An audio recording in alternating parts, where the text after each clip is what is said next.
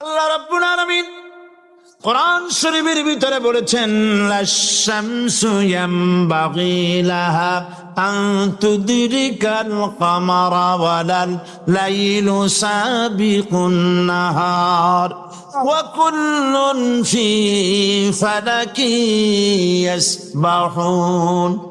প্রবল জ্ঞানী হইবে যাহারা, আপন মনেতে বুঝিবে তাহারা। রাত্রি পারে না আগে যাইবার, দিনের স্থান করি অধিকার। চন্দ্র বাদে না সূর্যের গায়েতে, সূর্য পারে না চন্দ্রকে ধরিতে। যার যে স্থান বহাল রাখিয়া ভ্রমণ করিছে খোদাকে ডরিয়া। একটি নির্ধারিত সময় সীমা পর্যন্ত আপন আপন কক্ষপথে সব দৌড়াদৌড়ি করবে।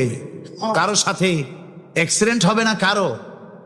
ওয়াকুল্লুন ফি ফালাকি ইয়াসবাহুন, যা আছে মহাশূন্যে সব ঘুরতেছে। কে বলে? বলেন সবাই, কে বলছে? কোন সূরা? সূরা ইয়াসিন। আবার শুনুন, আল্লাহ পাক ফয়সালা দিচ্ছেন ঘোরে কেডা? শুধু সূর্য ঘোরে না, শুধু চন্দ্র ঘোরে না, আল্লাহ মহাশূন্যে যা রেখেছেন সব ঘুরতেছে, সবই সন্তরণশীল, সব গতিশীল। সুতরাং ফয়সালা তো আল্লাহর কাছ থেকে নিতে হবে। পৃথিবী সৃষ্টি করেছেন, মানব গোষ্ঠী সৃষ্টি করেছেন এবং মানুষের প্রয়োজন মিটিয়েছে। এই মানুষগুলিকে কে সৃষ্টি করেছেন? মানুষ সৃষ্টির ব্যাপারেও দার্শনিকরা মানুষদেরকে বিভ্রান্ত করে। যা কলেজে বিশ্ববিদ্যালয়ে পড়ানো হয়, এই কোরআন শরীফ বিশ্ববিদ্যালয়ে পড়ানো হয়? হ্যাঁ হয়। কয়েকটা আয়াত, কয়েকটা সূরা পরীক্ষায় পাশ করার জন্য একটু একটু অপশনাল রেখে দেওয়া হয়েছে। বর্তমান যে শিক্ষা কমিশন, শামসুল হক শিক্ষা কমিশন রিপোর্ট মন্ত্রী পরিষদে অনুমোদন করেছে বর্তমান সরকার। এই শিক্ষানীতিতে বলা হয়েছে ক্লাস 1 থেকে নিয়ে ক্লাস 5 পর্যন্ত ধর্মীয় শিক্ষা দিতে দেওয়া হবে না। তাহলে ক্লাস 5 পর্যন্ত যদি ধর্মীয় শিক্ষা না থাকে, তাহলে ক্লাস 6-7-এ ওঠার পর আলিফ জাওরা বাজাবর বা আনাকুম জানাকুম ছেলেরা পড়বে? মেয়েরা পড়বে? আসল উদ্দেশ্য হলো ইসলাম থেকে জাতিকে দূরে সরাবার জন্য ষড়যন্ত্র। এই সরকারের প্রণীত শিক্ষানীতি আমরা মানি না। আপনারা মানেন? যেই মাদ্রাসা মানুষের চরিত্র সৃষ্টি করে, বর্তমান সরকার সেই মাদ্রাসাগুলি একটা একটা করে ধ্বংস করার পরিকল্পনা গ্রহণ করেছে। সুতরাং আসল শিক্ষা হলো কোরআনের কাছে। আসল শিক্ষা কোথায়? কোরআনের কাছে। কোরআন যদি শিখানো হতো, কোরআন যদি শিখানো হতো কলেজে বিশ্ববিদ্যালয়, তাহলে গতকাল চট্টগ্রাম বিশ্ববিদ্যালয় থেকে যেসব ছেলেরা বিশ্ববিদ্যালয় কর্তৃপক্ষ কর্তৃক বরাদ্দকৃত, হাইজ্যাক করা নয়, বরাদ্দকৃত 4খানা বাস দিয়ে কোরআন শুনতে আসতে চেয়েছিল, বর্তমান সরকারের তথাকথিত সোনার ছেলেরা আসতে দিল না। কোরআন যদি তারা পড়তো, তাহলে কোরআন শরীফ শুনতে তারাও আসতো। কপাল পড়া। জোরে বলেন কি? জোরে বলেন কি? কপাল পড়া। সব ভালো লাগে, কোরআন ভালো লাগে না। এদেরকে শিখানো হয়েছে, আরে তোমরা তো মানুষ না। বলে আমরা কি? তো তোমাদের ডারউইন বাবাজি বলে নাই, শোনো নাই? কি পড়ো টড়ো তোমরা, বুদ্ধি শুদ্ধি রাখো না। ডারউইন বলেছে, থিওরি অফ ইভলিউশনের মধ্যে বলেছেন মানুষ মানুষ না। বলে কি? মানুষ হলো বান্দর। কপাল পোড়া। কি কপালে লেখা থাকে? কাজে কামে প্রকাশ হয়ে যায়। ডারউইন বলল মানুষ মানুষ না।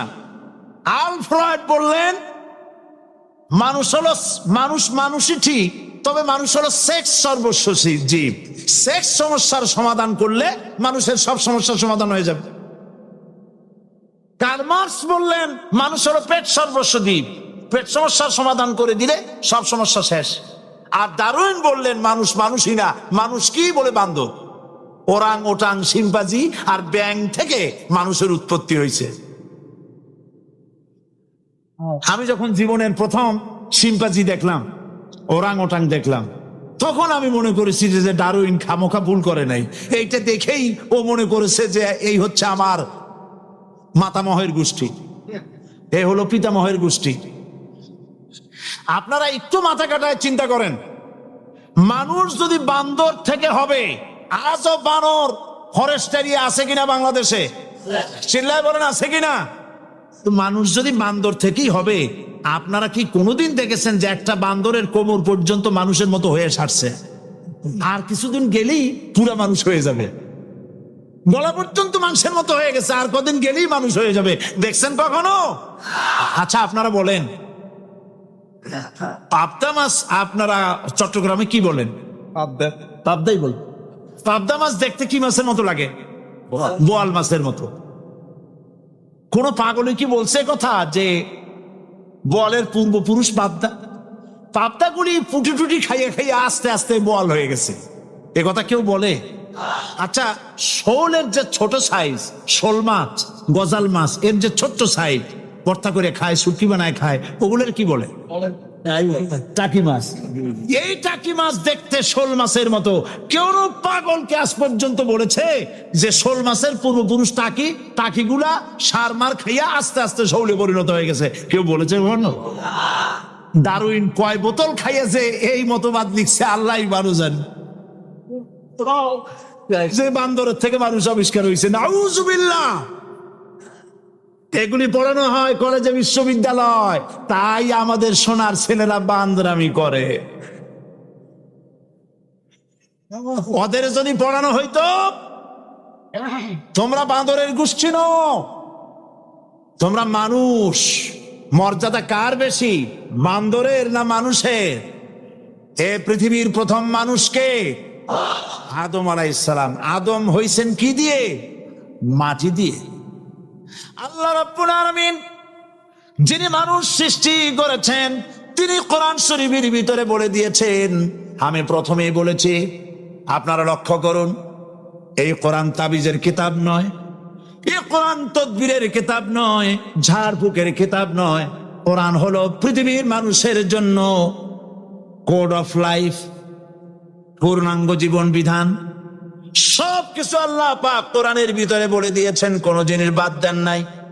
আপনি আমি কেমনে সৃষ্টি হয়েছি আল্লাহ পাক কোরআনের ভিতরে বলেছেন, ইন্না খালাকনাকুম মিন তুরাবিন সুম্মা মিন নুতফাতিন সুম্মা মিন আলাকাতিন সুম্মা মিন মুদগা। নিষ্প্রাণ মাটি দিয়ে তোমাকে উৎপন্ন করা হয়েছে, নিষ্প্রাণ মাটি উপাদান দিয়ে তোমাকে তৈরি করা হলো। মায়ের পেটের ভিতরে এক ফোঁটা নাপাক পানি জমাট রক্তে পরিণত হয়ে গেল, জমাট রক্ত আস্তে করে গোস্ত পিণ্ড হলো, গোস্ত পিণ্ডকে সুন্দর করে সাজায়া হাড্ডি গুড্ডি বানায়া স্ট্রাকচার তৈরি করে তার উপরে ফাকাসাউনাল ইযামা লাহমা, চামড়া দিয়ে গোস্ত দিয়া সাজায়া সুন্দর করে বানালাম। আল্লাহর পরিচয় শুনুন, আল্লাহ আমার কেমন আল্লাহ। মায়ের পেটের ভিতরে সন্তান বানায়া এরপরে যখন রূহ দেওয়া হয়েছে, ক্ষুধা লেগেছে, খাবারের প্রয়োজন হয়েছে, আল্লাহ রাব্বুল আলামিন ওই কচি বান্দা মায়ের পেটে বসে কি খাবে সেজন্য তার মা চিন্তা করে নাই, বাবা চিন্তা করে নাই, সরকার চিন্তা করে নাই। আল্লাহ রাব্বুল আলামিন মায়ের মাসিক অসুখকে বন্ধ করে দিয়ে সন্তানের নাভির সাথে আর মায়ের নাভির সাথে তার লাগায়া, পাইপ লাগায়া মায়ের মাসিক অসুখের রক্তগুলি দিয়ে সন্তানকে বড় বানালেন। মুখ দিয়া এই রক্ত পান করালেন না, মুখটাকে পবিত্র রেখে দিলেন যাতে করে পৃথিবীতে আসার পর ওই মুখ দিয়া আল্লাহ রাব্বুল আলামিনের জিকির করতে পারো।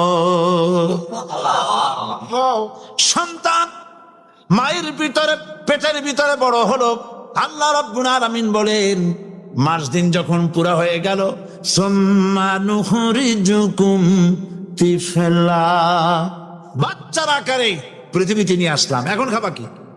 পৃথিবীতে যখন বাচ্চা এলো তখন তার পেটের সাথে যে সংযোগ ছিল মায়ের নাভির সাথে আর সন্তানের নাভির সাথে, সেই সংযোগ তার আর কি থাকলো? কি করা হলো? কেটে দেওয়া হলো। লক্ষ্য করুন, খাবারের জন্য একটি মাত্র পাইপ আল্লাহ লাগাইছিলেন, পৃথিবীতে সন্তান আসার সঙ্গে সঙ্গে পাইপটা কেটে দেওয়া হলো। এবার কি খাবে? আল্লাহ রাব্বুল আলামিন মায়ের বুক থেকে সন্তানের জন্য এবার সিঙ্গেল সিগন্যাল, তার জন্য সিঙ্গেল কোন লাইন যেটা ছিল কেটে দিয়া মায়ের বুক থেকে সন্তানের জন্য ডাবল লাইন আল্লাহ চালু করে দিলেন। এমন দুধ বানায় দিলেন যা শুধু খাবার নয়, শুধু ফুড ভ্যালু নয়। এই দুধের ভিতরে ক্যালসিয়াম, এর মধ্যে ভিটামিন, এর মধ্যে আয়রন, এর মধ্যে মেডিসিন। দুনিয়ার এই সন্তান ছিল ফি কারারিম মাকিন, সুরক্ষিত জায়গার ভিতরে ছিল। কোনো পলিউশন সেখানে যেতে পারতো না, রোগের জার্ম সেখানে যেতে পারতো না। দুনিয়ায় এলো দূষিত আবহাওয়ার ভিতরে। এই সন্তানকে এখনই অ্যান্টিবায়োটিক খাওয়ালে পরে অসুবিধা হবে।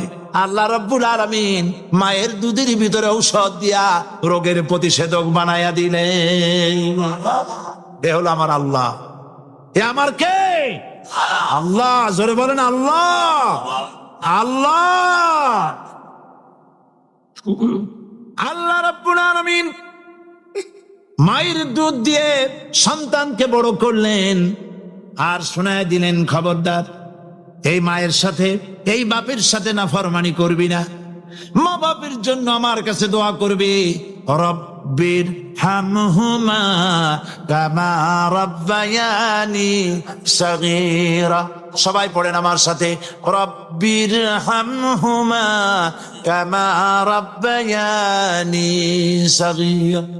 আল্লাহ পাক শিখাই দিলেন বান্দারে আমার কাছে দোয়া করায়, আল্লাহ আমার মা বাপ আমাকে ছোটবেলায় যেভাবে স্নেহের কোলে লালন পালন করেছে, এইভাবে আমার মা বাপ তোমার রহমতের কোলে লালন পালন করো। মনে থাকবে ভাইরা? বলেন মনে থাকবে?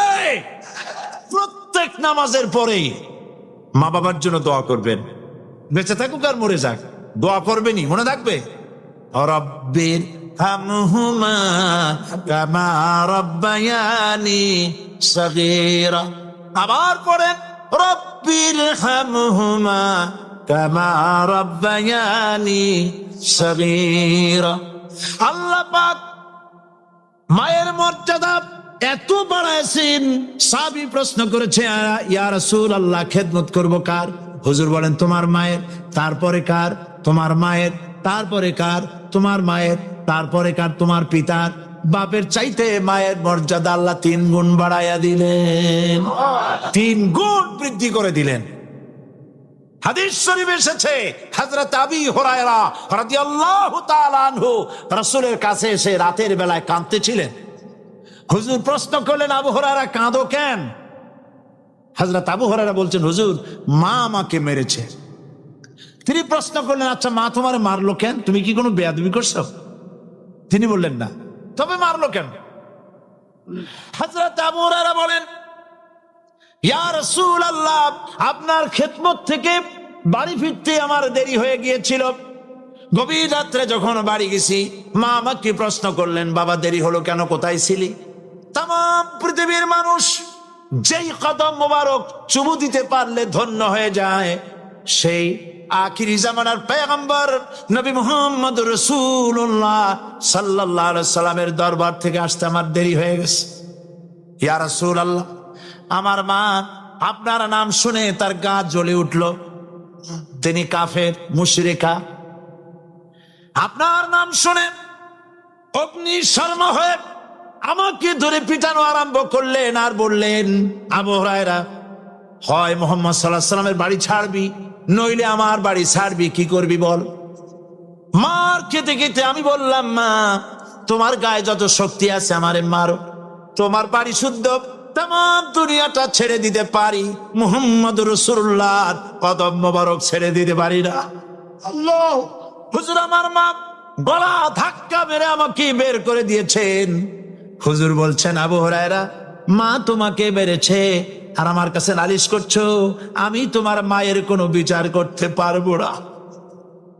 সুবহানাল্লাহ।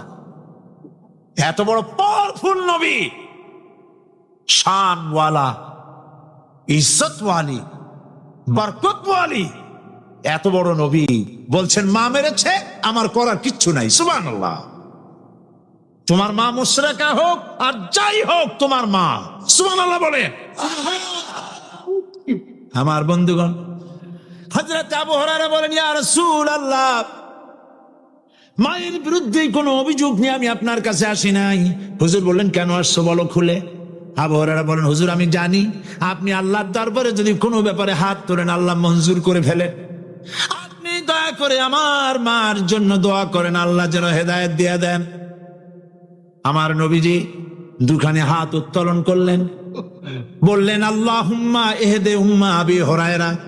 হায় আল্লাহ, আমি দোয়া করতেছি আবু হুরায়রার মাকে হেদায়েত নসিব করো।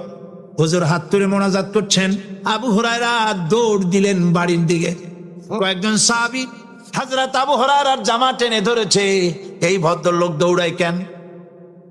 এত শান্ত মানুষ, কখনো গরম হয়ে কারো সঙ্গে কথা বলে না। এই মানুষটা দৌড়ায় কেন? কোনো বিপদ হইল নাকি? জামা টেনে ধরে বলে, আবু হুরায়রা দৌড়াও কেন? হযরত আবু হুরায়রা বলেন, জামা ছেড়ে দাও, কোনো বিপদ আমার হয় নাই, আমি দৌড়াইয়া বাড়ি যাই দেখতে চাই। আমি দৌড়াইয়া আগে বাড়ি যেতে পারলাম না, আমার নবীর দোয়া আগে আমার বাড়ি চলে গেছে, আমি এটা দেখতে চাই। হযরত আবু হুরায়রা দৌড়াতে দৌড়াতে বাড়ি চলে গেছেন। দরজায় নক করলেন, ভেতর থেকে আওয়াজ এলো, কে? তিনি বললেন, আমি আবু হুরায়রা। মা, দরজা খুলে দাও, আমি তোমার সন্তান। মা বললেন, বাবা অপেক্ষা করো, দরজা খুলতেছে। হযরত আবু হুরায়রা বলেন, মায়ের গলার আওয়াজের ভেতরে কুফরির কর্কশতা পেলাম না, মায়ের গলার আওয়াজের ভেতরে তাওহীদের নরমিয়াত পেলাম। আমার কাছে মনে হলো আমি আবু হুরায়রা বাড়ি আসার আগে নবীজির দোয়া আল্লাহর আরশে পৌঁছে গেছে। আবু হুরায়রা বলছেন, মা আমার কিছুক্ষণ পরে ঘরের থেকে বেরিয়ে এসেছেন, আমি দেখলাম মায়ের শরীর ভিজা, মাথার চুল দিয়া পানি টপকাচ্ছে। মা আমার বললেন, বাবারে তোমাকে মারার পর আমি নিদারুণ অনুশোচনায় পড়েছিলাম, মনে মনে ভাবলাম, আহারে আমার সন্তান আমি কেন মারলাম? সে তো কোনো খারাপ কাজ করে নাই, কোনো খারাপ জায়গায় যায় নাই। এত ভালো মানুষ, যার সম্পর্কে লোকেরা খামোখাই মিথ্যা কথা বলে, এই ভালো মানুষটার কাছে গেছে, সেজন্য আমি মারলাম কেন? বাবা গো, আমি আমার ভুল বুঝতে পেরেছি, জীবনের ভুলও ধরা পড়েছে, আমাকে জলদি করে নিয়ে চলো বিশ্ব নবীর দরবারে। হযরত আবু হুরায়রার মা রাসূলুল্লাহর খেদমতে এসে ঘোষণা করলেন, আশহাদু আল্লা ইলাহা ইল্লাল্লাহু ওয়াহদাহু লা শারীকা লাহু ওয়া আশহাদু আন্না মুহাম্মাদান আবদুহু ওয়া রাসূলুহু। আমার ভাইয়েরা, আল্লাহ রাব্বুল আলামিন মানুষ সৃষ্টি করে পৃথিবীতে পাঠায় দিলেন, খাবারের ইন্তজাম করলেন, এগুলি সব আল্লাহর পরিচয়। আল্লাহরে চেনার জন্য বড় বড় কিতাব ঘাটা লাগে না, কিসমতে যদি থাকে দুই একটা দৃষ্টান্ত যথেষ্ট হয়ে যায়। সুবহানাল্লাহ, সুবহানাল্লাহ, দুই একটা দৃষ্টান্ত যথেষ্ট। আল্লাহ পাক সমস্ত সৃষ্টি জগৎকে তৈরি করলেন, সৃষ্টি করলেন, আর তাদের খাদ্যের ব্যবস্থা করলেন। কে করেছেন খাদ্যের ব্যবস্থা? খাদ্য দেন আল্লাহ। কিন্তু অহংকারী যারা, তারা বলে দেশের বাম্পার ফলনের জন্য সমস্ত কৃতিত্ব সরকারের। বলেন আস্তাগফিরুল্লাহ, বলেন নাউজুবিল্লাহ। এদের একজন বলছিল, 3 বছর কিছু দিবার পারুম না। লোকেরা কয় আমরা না খাইয়া থাকুম, আল্লাহ কয় আমিও দেহুম। কদ্দুর পারো না খাইয়া থাক। ফসল কে দেন? জোরে বলেন কে দেন? বাম্পার ফসলের ফলনের দাবি সরকার করতে পারে না, এটা কুফরি, এটা শিরক। এই জমিনের ফসল কে দেন? আকাশের বৃষ্টিকার, পানিকার, সারকার, সব আল্লাহ পাক। আল্লাহ পাক কোরআন শরীফে বলেছেন, লাইন শাকারতুম লাযীদান্নাকুম ওয়া লাইন কাফারতুম ইন্না আযাবী লাশাদীদ। আমার নিয়ামতের শুকর যদি আদায় করো বাড়ায় দেব, আর যদি কৃতজ্ঞ হও শুকরিয়া আদায় না করো মস্ত বড় শাস্তি দেব। ফসল দেই আমি, আর শুকরিয়া আদায় করো তোমার বাজানে, ঠিক কিনা? শুকরিয়া আদায় করে কার? বাজানে। একটা লোকের, একটি মানুষের যেই প্রশংসা এই সরকার করলো বিগত 4.5 বছর ধরে, একটা মানুষের যত জিকির করলো, প্রশংসা করলো, ছবি টানাইলো, যদি এতটা জিকির এতটা স্মরণ আল্লাহ রাব্বুল আলামিনের করত, ওদের জন্য আল্লাহর জান্নাতের দরজা খোলা হয়ে যেত। প্রশংসা করবে কার? চিল্লায় বলুন, আল্লাহ পাকের প্রশংসা করো। খেতে দেওয়ার মালিক তিনি। আল্লাহ পাক বলছেন আল্লাহকে, তার পরিচয় আল্লাহ তুলে ধরেছেন, ওয়ামা মিন দাব্বাতিন ফিল আরদি ইল্লা আলাল্লাহি রিজকুহা। এই পৃথিবীর ভিতরে এমন কোন বিচরণশীল জীব নাই যার রিস্কের দায়িত্ব আমি আল্লাহ গ্রহণ করি নাই। সুবহানাল্লাহ বলবেন না? রিস্কের দায়িত্ব কার হাতে? আচ্ছা দেখুন তো, পৃথিবীর সমস্ত সরকারের কাছে বিভিন্ন মন্ত্রণালয় আছে না? খাদ্য মন্ত্রণালয় বলে কোন মন্ত্রণালয় আছে কিনা? আছে। খালি কয় খামু আর খামু। খাদ্য মন্ত্রণালয় আছে, থাকার পরেও মানুষ না খাইয়া মরে, ঠিক কিনা? এবার একটু তাকান তো, জ্ঞানের চক্ষু দিয়া তাকা, ফরেস্ট এরিয়া, বাঘ আছে কিনা? নাই। সিংহ আছে কিনা? গন্ডার আছে কিনা? হাতি আছে কিনা? বিশাল বিশাল প্রাণী আছে কিনা? জঙ্গলে ছোট্ট প্রাণী থেকে, পোকা থেকে শুরু করে গন্ডার পর্যন্ত, টুনটুনি পাখি দিয়ে শুরু করে ঈগল পাখি পর্যন্ত, নদীর ভিতরে ছোট্ট চুনু পুঁটি থেকে শুরু করে তিমি মাছ পর্যন্ত। প্রাণী তত্ত্ববিদরা বলেছেন সমুদ্রের ভিতরে এমন এমন বড় বড় তিমি আছে যে একটা তিমির ওজন 5000 টন পর্যন্ত হয়ে যায়। 5000 টন তিমিটার ওজন।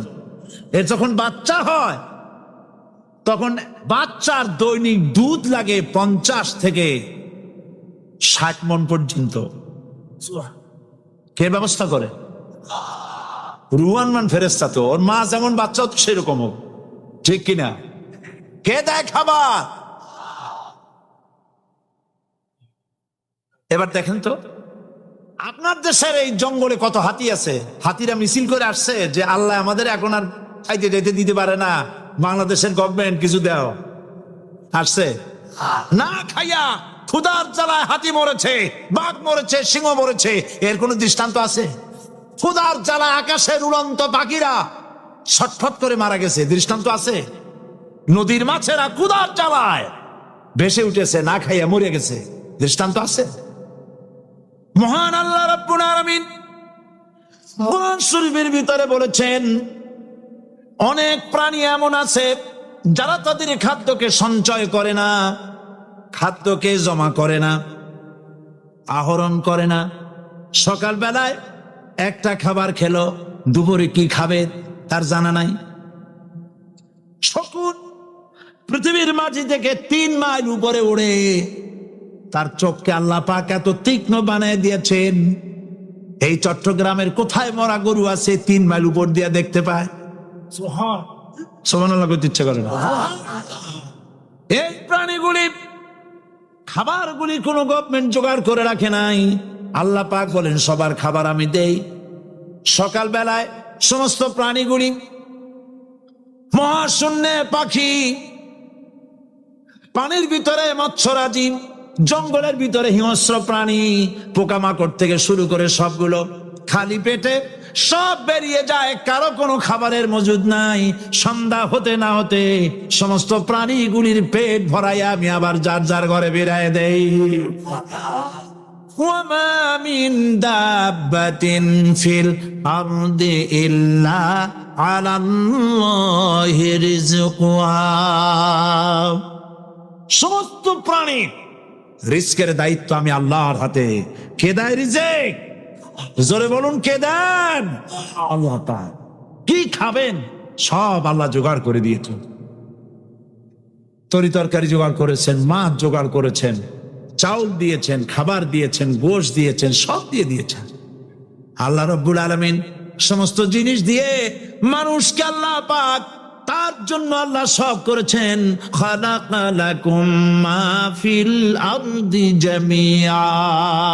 এই পৃথিবীতে যা তৈরি করেছে সব তোমার জন্য। এ হচ্ছে আমার আল্লাহ, এ হচ্ছে আমার কে? আল্লাহ।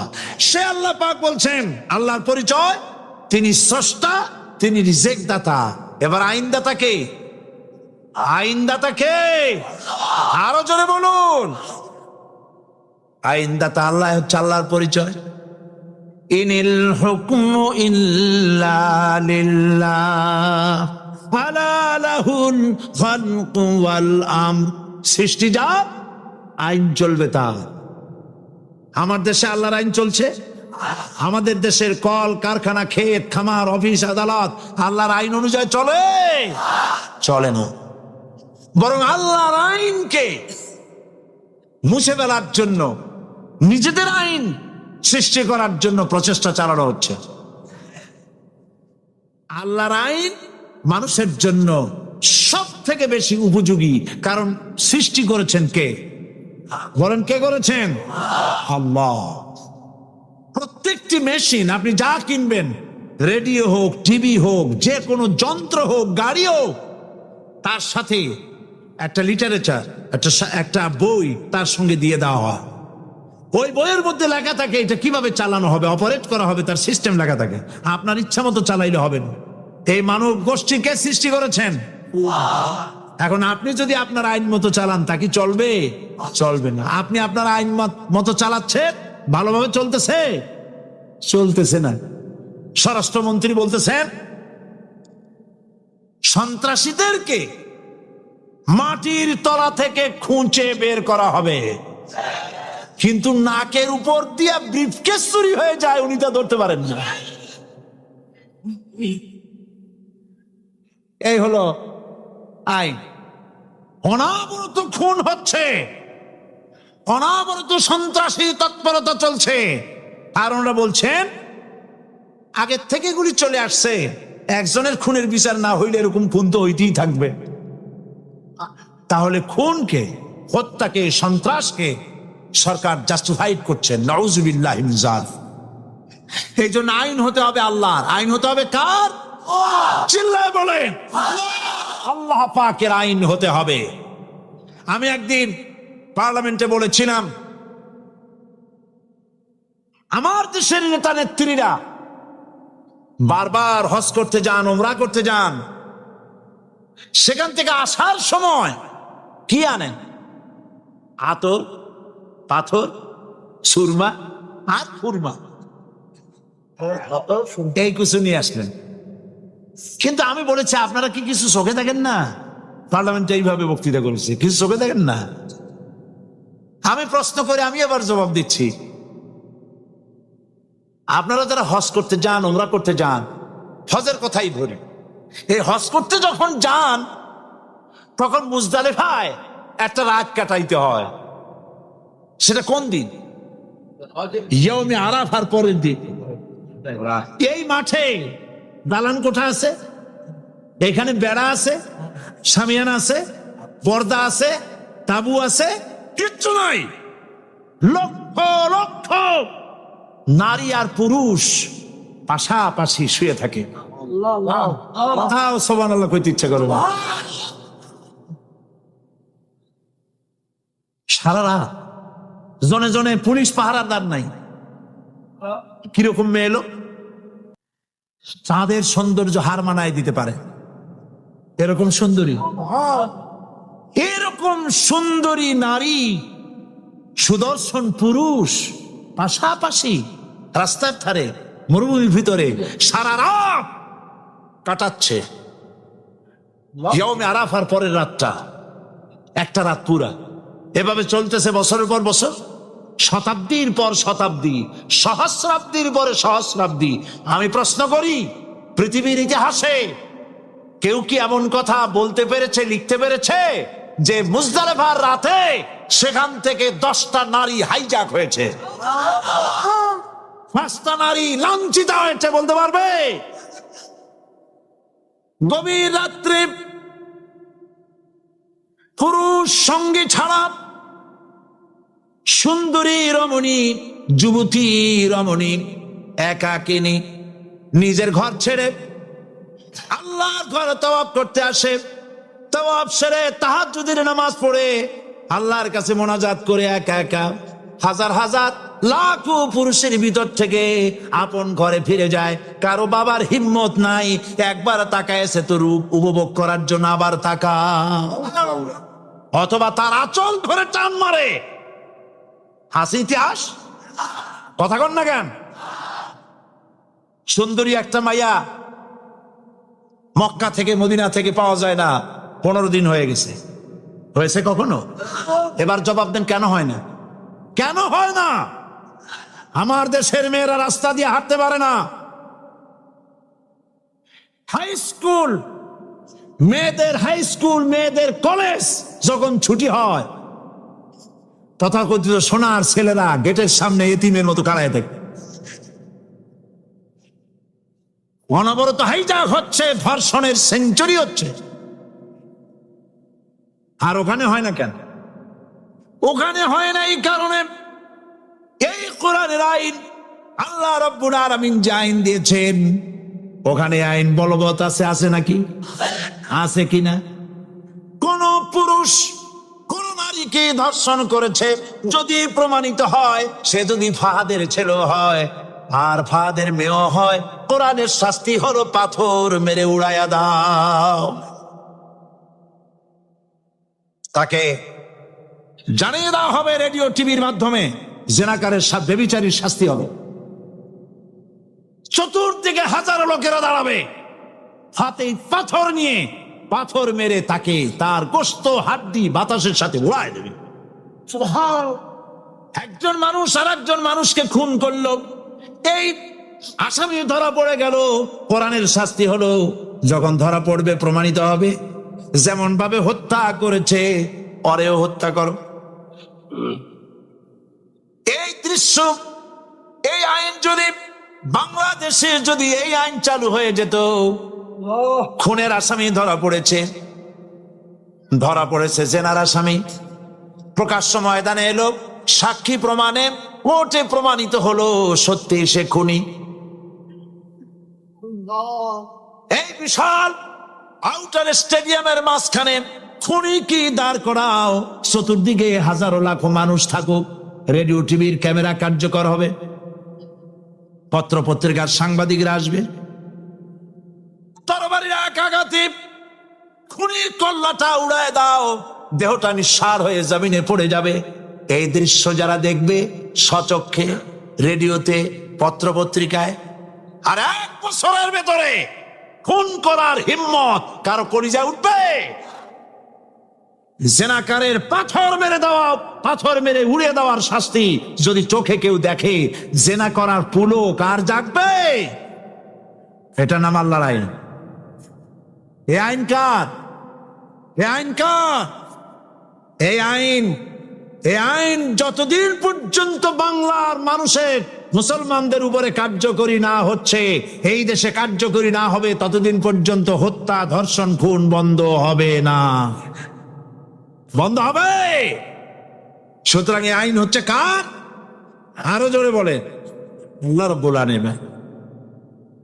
মহান আল্লাহ রাব্বুল আলামিনের এই আইন অনুযায়ী যদি দেশ চলে, মানুষ শান্তি পাবে, চুরি বন্ধ হবে, ডাকাতি বন্ধ হবে, জেনা বন্ধ হবে, হত্যা ধর্ষণ বন্ধ হয়ে যাবে। নবীজি এমন একটি আইন চালু করে দিয়ে, কোরআনের বিধান চালু করে দিয়ে এমন একটা সমাজ চালু করেছিলেন যে সমাজ সম্পর্কে হুজুর নিজে বলেছেন খায়রুল কুরুনে কারনি, সর্বশ্রেষ্ঠ যুগ হলো কার যুগ? আমার যুগ। সুবহানাল্লাহ বলেন। রাসূলের যুগ হলো সর্বশ্রেষ্ঠ যুগ। সেই কোরআন সেই হাদিস আজও আছে না নাই? বলেন জোরে, আজও আছে না নাই? সেই কোরআন এবং সুন্নাহ দিয়ে দেশ শাসন হোক, এটা কি আমরা চাই? কারা কারা চাই? দু হাত উঁচু করে দেখা।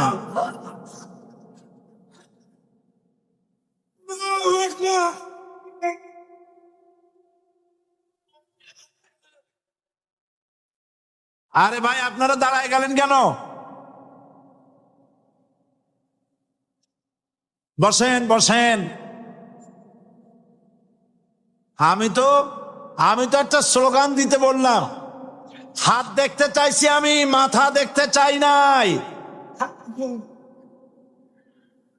এই সুযোগে কোমরটা সোজা করে নিলেন। আচ্ছা বসেন, আর মহব্বতের সাথে জিকির করেন লা ইলাহা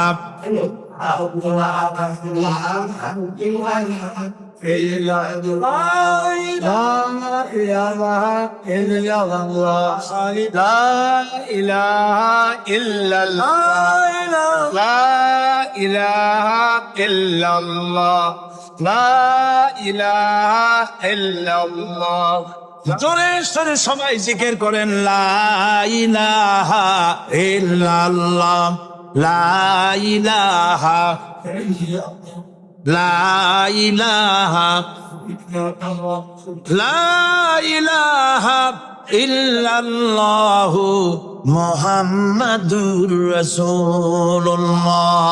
বসুন, আমরা মুনাজাত করব। আল্লাহ রাব্বুল আলামিন আয়াতুল কুরসির ভিতরে আল্লাহর সার্বভৌমত্বের কথা বলেছেন। আল্লাহু লা ইলাহা ইল্লা হুয়াল হাইয়ুল কাইয়্যুম। পড়েন আমার সাথে সবাই, আল্লাহু লা ইলাহা ইল্লা হুয়াল হাইয়ুল কাইয়্যুম। আল্লাহ হচ্ছেন যিনি ছাড়া কোনো ইলাহ নাই, যিনি শাশ্বত চিরঞ্জীব।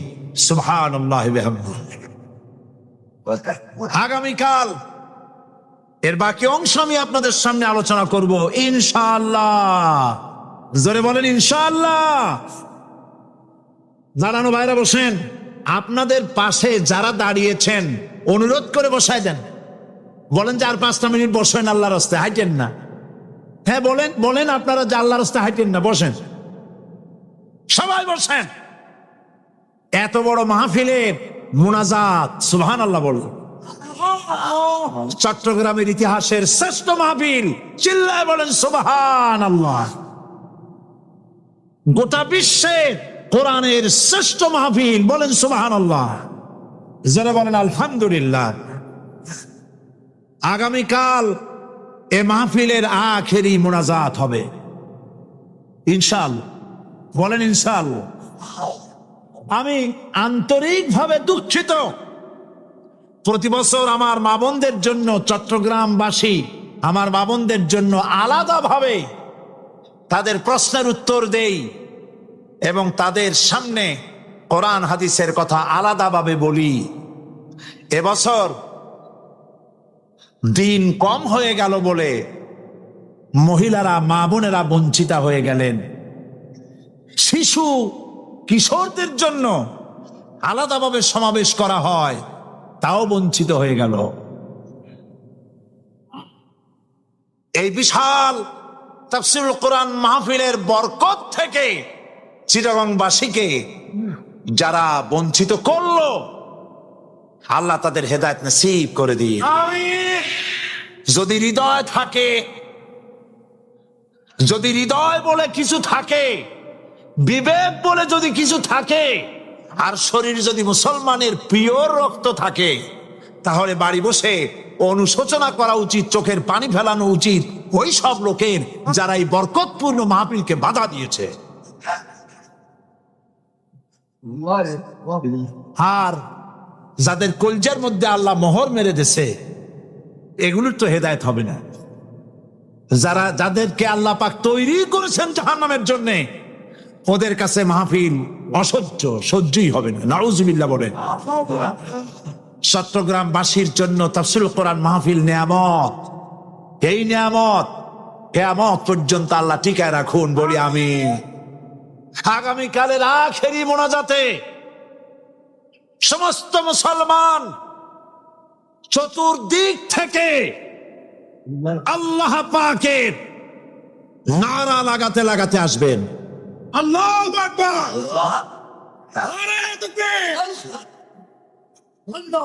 গোটা চট্টগ্রাম, গোটা চিটাগাং শহর আগামীকাল কোরআনের মিছিলের শহর হবে ইনশাআল্লাহ।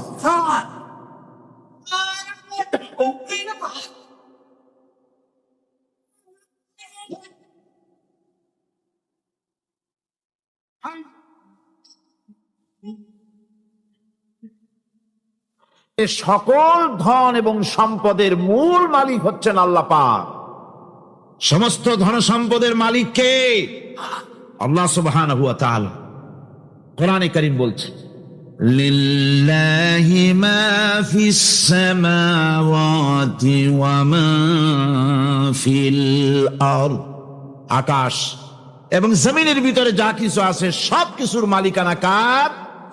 জোরে বলেন কার? আল্লাহ রাব্বুল আলামিন হচ্ছেন এর একচ্ছত্র মালিক। সুতরাং বান্দাদের কাছে কিছুদিনের জন্য এগুলিকে আমানত রাখা হয়েছে। আমাদের ঘর আছে, বাড়ি আছে, ব্যবসা আছে, বাণিজ্য আছে, জায়গা আছে, জমিন আছে, গরু আছে, বাছুর আছে, এ সবগুলি কিছুদিনের জন্য আমাদের কাছে কি রাখা হয়েছে? আমানত। আমানতের মাল আপনি আপনার ইচ্ছা মতো খরচ করতে পারবেন না। আমানতের মাল কি ইচ্ছা মতো খরচ করা যায়? যায় না। আমানতের মালকে খরচ করতে হলে মূল মালিকের ইচ্ছা অনুযায়ী খরচ করতে হবে। মূল মালিককে আল্লাহ রাব্বুল আলামিন বলছেন, ইন্নাল্লাহা ইশতারা মিনাল মুমিনিনা আনফুসাহুম ওয়া আমওয়ালাহুম বিআন্না লাহুমুল জান্নাহ। আমি আমার মুমিনের জান এবং মালকে খরিদ করে নিয়েছি, বিনিময় জান্নাত দিয়ে দিয়েছি। তোমার কাছে যে জান আছে, মাল আছে, এটা তোমার নয়, এটা আমার আমানত তোমার কাছে। সুতরাং এই আমানত খরচ করতে হবে মূল মালিকের ইচ্ছা অনুযায়ী। সমাজের এক শ্রেণীর লোক প্রচুর বিত্তের মালিক হবে, সমাজের এক শ্রেণীর লোক প্রচুর বিত্ত এবং সম্পদের মালিক হয়ে ভোগ বিলাসের আনন্দের স্রোতে ভেসে যেতে থাকবে, নিজেকে ভাসিয়ে দেবে। আর এক শ্রেণীর লোক অনাহারে অর্ধাহারে কষ্ট করবে। এ বিধান ইসলামের নয়। কেউ থাকবে 10 তলায় আর কেউ থাকবে গাছতলায়, কেউ খাবে পোলাও, কোরমা, বিরিয়ানি, আর কারো কিসমতে মরুচ পোড়াও হবে না। এ বিধান আল্লাহর নয়। ইসলামের বিধান হচ্ছে যে আল্লাহ যে সব সম্পদ মানুষকে দান করেছেন, এই সম্পদের ভিতরে বিত্তহীনদের অধিকার রাখা হয়েছে। বিত্তহীন যারা গরিব, যাদের কিছু নাই, তারা আপনার করুণার পাত্র নয়। কি বলেন? তারা কি ধনীদের করুণার পাত্র? কোরআনে কারিমে আল্লাহ বলেন, ওয়াল্লাযীনা ফী আমওয়ালিহিম হাক্কুল লিসসাইলি ওয়াল মাহরুম। ধনীদের সম্পদের ভেতরে গরিবদের, বিত্তহীনদের অধিকার রয়েছে। সে অধিকার আদায় করে দাও। দান করা এমনি দিয়ে দাও এক জিনিস, গরিবদেরকে, বিত্তহীনদেরকে ইসলাম করুণার পাত্র বানায় নাই, বলেছে অধিকার। অধিকারটা বড় মজবুত কথা, এ কথার লোড আছে, ওয়েট আছে। আপনার আমার সম্পদের, অর্থাৎ যাদের বিত্ত আছে, বিত্ত সম্পদওয়ালা সম্পদশালী লোকেদের সম্পদের ভেতরে গরিবদের অধিকার রয়ে গেছে, সে অধিকার আদায় করতে হবে। ইসলাম সকল মানুষের দারিদ্র দূর করে বেঁচে থাকার মৌলিক অধিকার প্রতিষ্ঠিত করেছে। রাসূল করিম সাল্লাল্লাহু আলাইহি ওয়াসাল্লাম বলেছেন, লাইসা লি ইবনি আদম হাক্কুন সিওয়া হাদিহিল খিসাল, বাইতুন ইয়াসকুনুহু ওয়া সাওবুন ইউয়ারি আওরাতাহু ওয়া জালফাল খুবজ ওয়াল মা, আখরাজাহু তিরমিজি। তিরমিজি শরীফের হাদিসের ভিতরে এসেছে, রাসূল করিম সাল্লাল্লাহু আলাইহি ওয়াসাল্লাম বলেছেন, প্রত্যেকটি বনি আদমের তার বাস করার জন্য একটা গৃহ, এবং লজ্জা ঢাকার জন্য, শীত নিবারণের জন্য তার বস্ত্র, আর ক্ষুধা মিটাবার জন্য তার পানি আর রুটি ইত্যাদির ব্যবস্থা করতে হবে, চাই সে মুসলমান হোক আর হিন্দু হোক আর খ্রিস্টান হোক। বনি আদম, আদমের সন্তান যে মানুষ, যে তার এই অধিকার ইসলাম প্রতিষ্ঠিত করেছে। আজ বলা হচ্ছে খাদ্য, বস্ত্র, বাসস্থান সমাধান দেবে অমুকরা তমুকরা, এরকমের স্লোগান হয় না? ওরা দিতে পারবে না, ওরা দিতে পারে নাই। খাদ্য, বস্ত্র, শিক্ষা, চিকিৎসা, বাসস্থানের গ্যারান্টি দিয়েছে কোরআন, দিয়েছে আল্লাহ রসুল জনাবে মুহাম্মদ রাসূলুল্লাহ সাল্লাল্লাহু আলাইহি ওয়াসাল্লাম। ইসলাম অর্থনৈতিক নিরাপত্তার জন্য যে সব পন্থা অবলম্বন করেছে, সেটা হচ্ছে যে সমাজের কর্মক্ষম সকল ব্যক্তি রুজির জন্য পরিশ্রম করবে, কেউ বসে থাকতে পারবে না। এটা হচ্ছে ইসলামের নিয়ম, কেউ বসে থাকতে পারবে না। কোরআনে কারীম বলছে, ফাইদা কুদিয়াতিস সালাতু ফান্তাশিরু ফিল আরদ ওয়াবতাগু মিন ফাদলিল্লাহ। ফাইদা কুদিয়াতিস সালাত, যখন তোমার নামাজ সম্পূর্ণ হয়ে গেল, ফান্তাশিরু ফিল আরদ, ছড়িয়ে পড়ো আমার জমিনের উপরে, ওয়াবতাগু মিন ফাদলিল্লাহ, আর আমার অনুগ্রহ অনুসন্ধান করো। রুজি কামানো কোনো খারাপ জিনিস না। কেউ মনে করে সারাদিন বসে বসে আল্লাহর জিকির করব, কেউ দুনিয়াটারে ঝামেলা মনে করে জঙ্গলে চলে যেতে চায়। এটা নিয়ম না। আপনি বসে থাকতে পারবেন না, আপনাকে কাজ করতে হবে। রুজি কামাই করাটাকে কোরআনে কারিমে এতটা সম্মান দিয়েছে, যেটাকে ফদলুল্লাহ বলা হয়েছে। ফদলুল্লাহ, এটা আল্লাহর অনুগ্রহ। সুবহানাল্লাহ বলেন।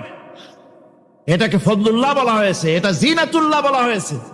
আপনি যে কাপড় চোপড় ব্যবহার করেন, এই কাপড় চোপড়ের ব্যাপারে আল্লাহ পাক প্রশংসা করেছেন, কাপড় চোপড় সুন্দর পরতে বলেছেন।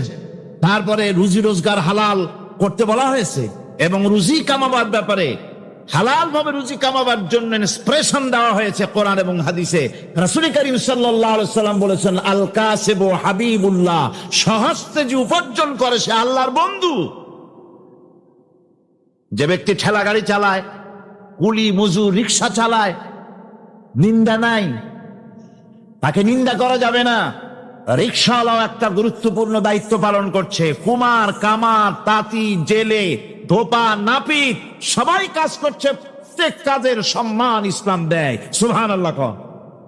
সমস্ত কাজের সম্মান আছে, শুধুমাত্র সম্মান নাই চুরির কাজের, ডাকাতির কাজের, সন্ত্রাসের কাজের, চাঁদাবাজির কাজের, মাস্তানির কাজের। এই সব কাজ নিন্দনীয় এবং এই সব কাজ নিতান্ত বাজে কাজ। এ কাজের কোনো সম্মান নাই। সম্মান হচ্ছে নিজের হাতে কামাই করে সারা দিনে এক মুঠো খাবারও যদি খান, আপনার খাবারের চাইতে হালাল খাবার কারো হতে পারে না। আল্লাহর বন্ধু সোজা কথা না। আল কাসিবু হাবিবুল্লাহ, সহস্ত উপার্জনের এত বরকত। সেজন্য অর্থনৈতিক নিরাপত্তার জন্য সমাজের প্রত্যেকটি কর্মক্ষম লোককে কাজ করতে হবে। কি করতে হবে? নামাজ পড়া হয়ে গেছে, এখন আর বসে থাকা চলবে না। নেমে পড়ুন কাজের জন্য, আল্লাহর অনুগ্রহ অনুসন্ধান করুন। এরপরে আল্লাহ পাক বলছেন, আমার অনুগ্রহ রুজি কামাও, আর রুজি কামাবার সময় আযকুরুল্লাহ যিকরান কাসীরা লাআল্লাকুম তুফলিহুন। জিকির করবা আমার বেশি, আমার জিকির করবা। বলা হচ্ছে রুজি অনুসন্ধান করো, আর বলা হচ্ছে আমার জিকির করো। তো জিকির আর রুজি সন্ধানের ভিতরে সামঞ্জস্য কি? সামঞ্জস্যটা হচ্ছে এই যে আপনি যখন উযকুরুল্লাহ কাসীরান, আপনাকে বেশি করে জিকির করতে হবে। জিকির মানে কি? স্মরণ করা। জিকির মানে কি? স্মরণ করা। আল্লাহকে স্মরণ করেন। রুজি যখন কামাতে যাবেন স্মরণ করবেন কারে? চিল্লা এখন কারে? আপনি রুজি কামাবার জন্য চাকরি করতেছেন, অফিসে বসে যদি আল্লাহ রাব্বুল আলামিন আপনার স্মরণে থাকে, তাহলে ঘুষ খাওয়া আপনার জন্য সম্ভব হবে না। কথা ঠিক কিনা? আল্লাহ পাক বলছেন, রুজি কামাবার জন্য তুমি যে পরিশ্রম করবে, ওই পরিশ্রমের সময় বেশি বেশি জিকির করো, আমারে স্মরণ রাখো।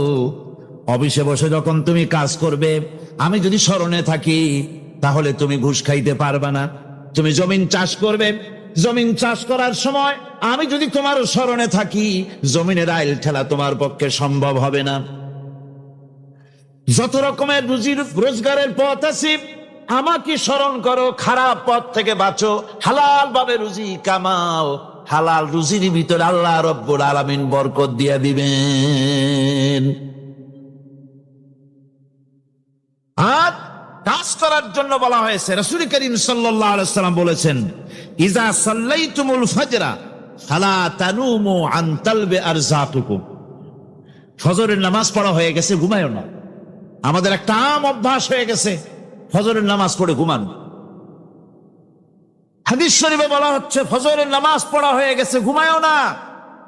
রুজি তালাশ করো, রিজিক তালাশ করো, নিজের সাহায্য করো, অন্যকে সাহায্য করো, নিজের সংসারের জন্য কাজ করো, অন্যের জন্যও করো। হালাল ভাবে রুজি কামাই করে বউকে একটা ব্লাউজ কিনে দিয়েছেন, একটা শাড়ি কিনে দিয়েছেন, বাচ্চাকে ক্লাসের বই কিনে দিয়েছেন, বাজার থেকে মাছ তরিতরকারি কিনে। অক্ষম ব্যক্তিদেরকে সহযোগিতা করবে, যারা নাকি উপার্জন করতে পারে না, ওই জাতীয় লোকদেরকে তারা সহযোগিতা করবে। ওয়াকফুলু গানিয়ুহুম ফাকিরাহুম, সেই সমাজের যারা নাকি সামর্থ্যবান, তারা রোজগার করবে এবং গরিবদেরকে সহযোগিতা করবে। আল্লাহর নবী বলেছেন, সে ব্যক্তি মুমিন নয়, সে ব্যক্তি মুমিন নয়, সেই ব্যক্তি মুমিন নয়। সাহাবায়ে কিরাম হতচকিত হয়ে উঠলেন, প্রশ্ন করলেন, নবীজি কোন ব্যক্তি মুমিন নয়? আল্লাহর নবী বলেন, যেই ব্যক্তি পেট পুরে আরাম করে ঘুমায় গেল, এ কথা জানার পর যে তার প্রতিবেশী না খেয়ে শুয়ে আছে, ক্ষুধার যন্ত্রণায় কাতরাচ্ছে, এ কথা জানার পরে যেই মুসলমান ব্যক্তি আরাম করে পেট ভরে খেয়ে ঘুমায়, সে কখনো মুমিনের দাবি করতে পারে না, মুমিন হতে পারে না। কত বড় কথা! ইসলাম মানুষকে তাগিদ করেছে তার প্রতিবেশীর উপরে লক্ষ্য রাখার জন্য, তার প্রতিবেশীকে লক্ষ্য রাখার জন্য, গরিব মানুষের প্রতি লক্ষ্য রাখার জন্য। রাসূল করিম সাল্লাল্লাহু আলাইহি ওয়াসাল্লাম বলছেন, আইয়ু রাজুলিন মাতা দিয়ান বাইনা আগনিয়ায়ে ফাকাদ বারিয়াত মিনহুম জিম্মাতুল্লাহি ওয়া রাসূলুহু।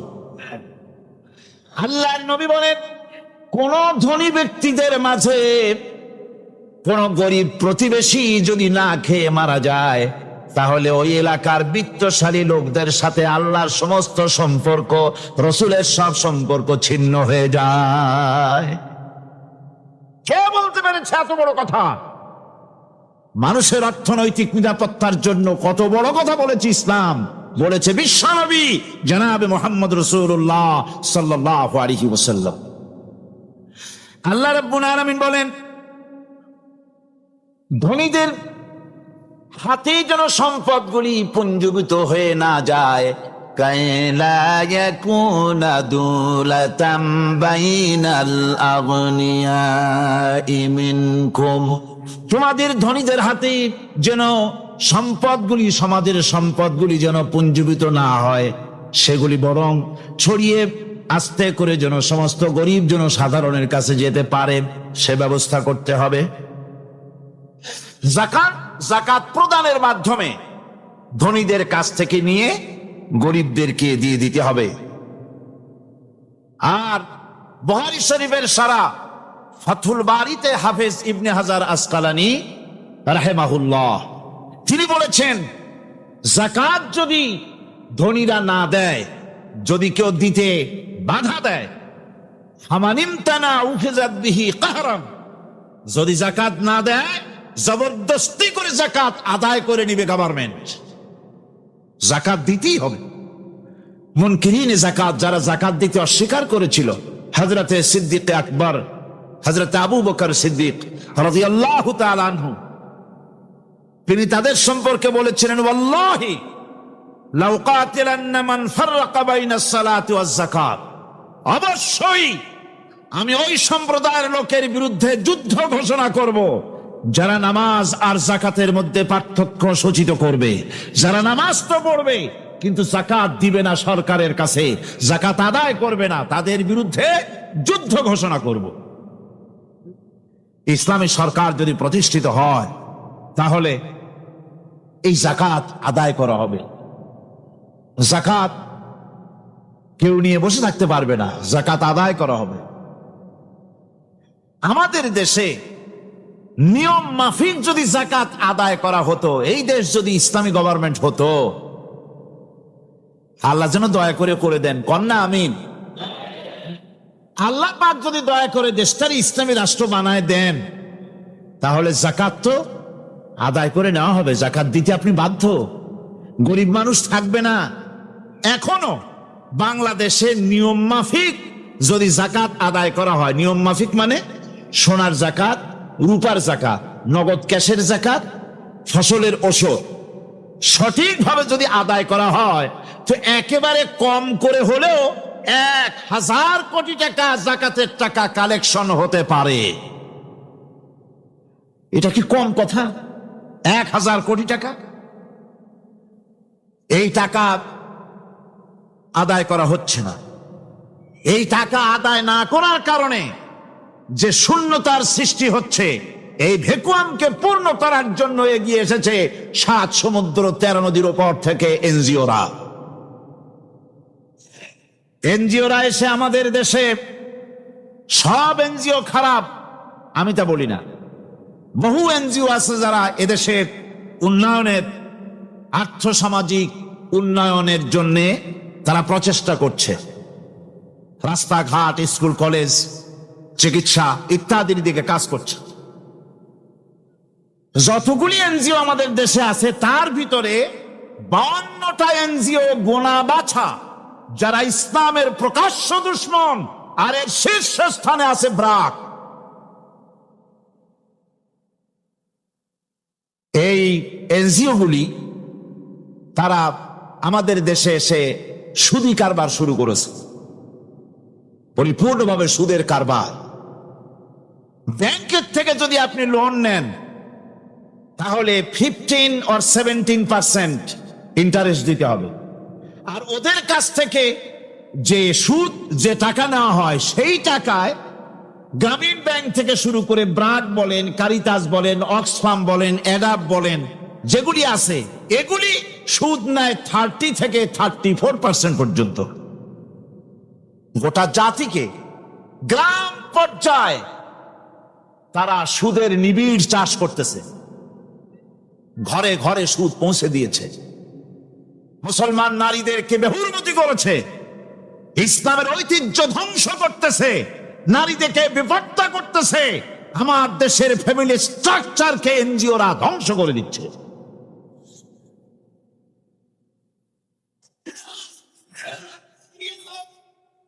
সুতরাং এনজিওরা এই সুযোগটা পেত না যদি যাকাত কালেকশন করা হতো, আর যাকাত দিয়ে, যাকাত যে সব জায়গায় খরচ করতে হয় সেই খরচ করার জায়গাগুলিতে সঠিকভাবে যদি ব্যয় করা হতো, এই অবস্থা হতো না। বাংলাদেশে সম্পদের অভাব নাই।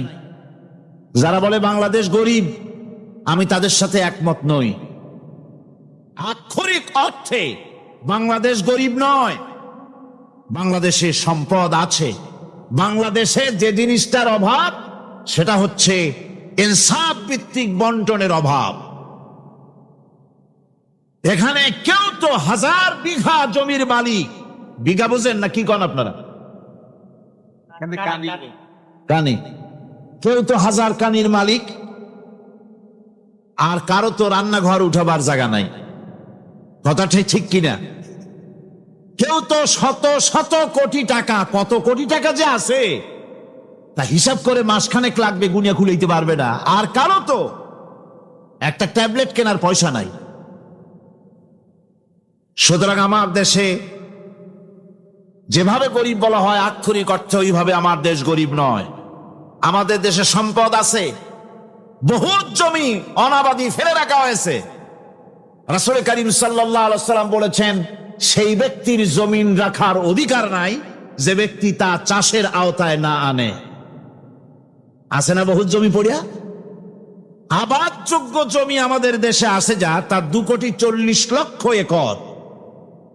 আমাদের ভূমি সম্পদ রয়েছে, বনজ সম্পদ যা আছে সেটা হচ্ছে 32,53,860 একর জুড়ে বিরাট বনজ সম্পদ আমাদের আছে। ভূমি সম্পদ আছে, বনজ সম্পদ আছে। আমাদের রয়েছে পানি সম্পদ, প্রায় 250 নদী, 3,600 বর্গ মাইল জুড়ে নদীগুলো প্রবাহিত আছে। আমাদের পানি সম্পদ আছে।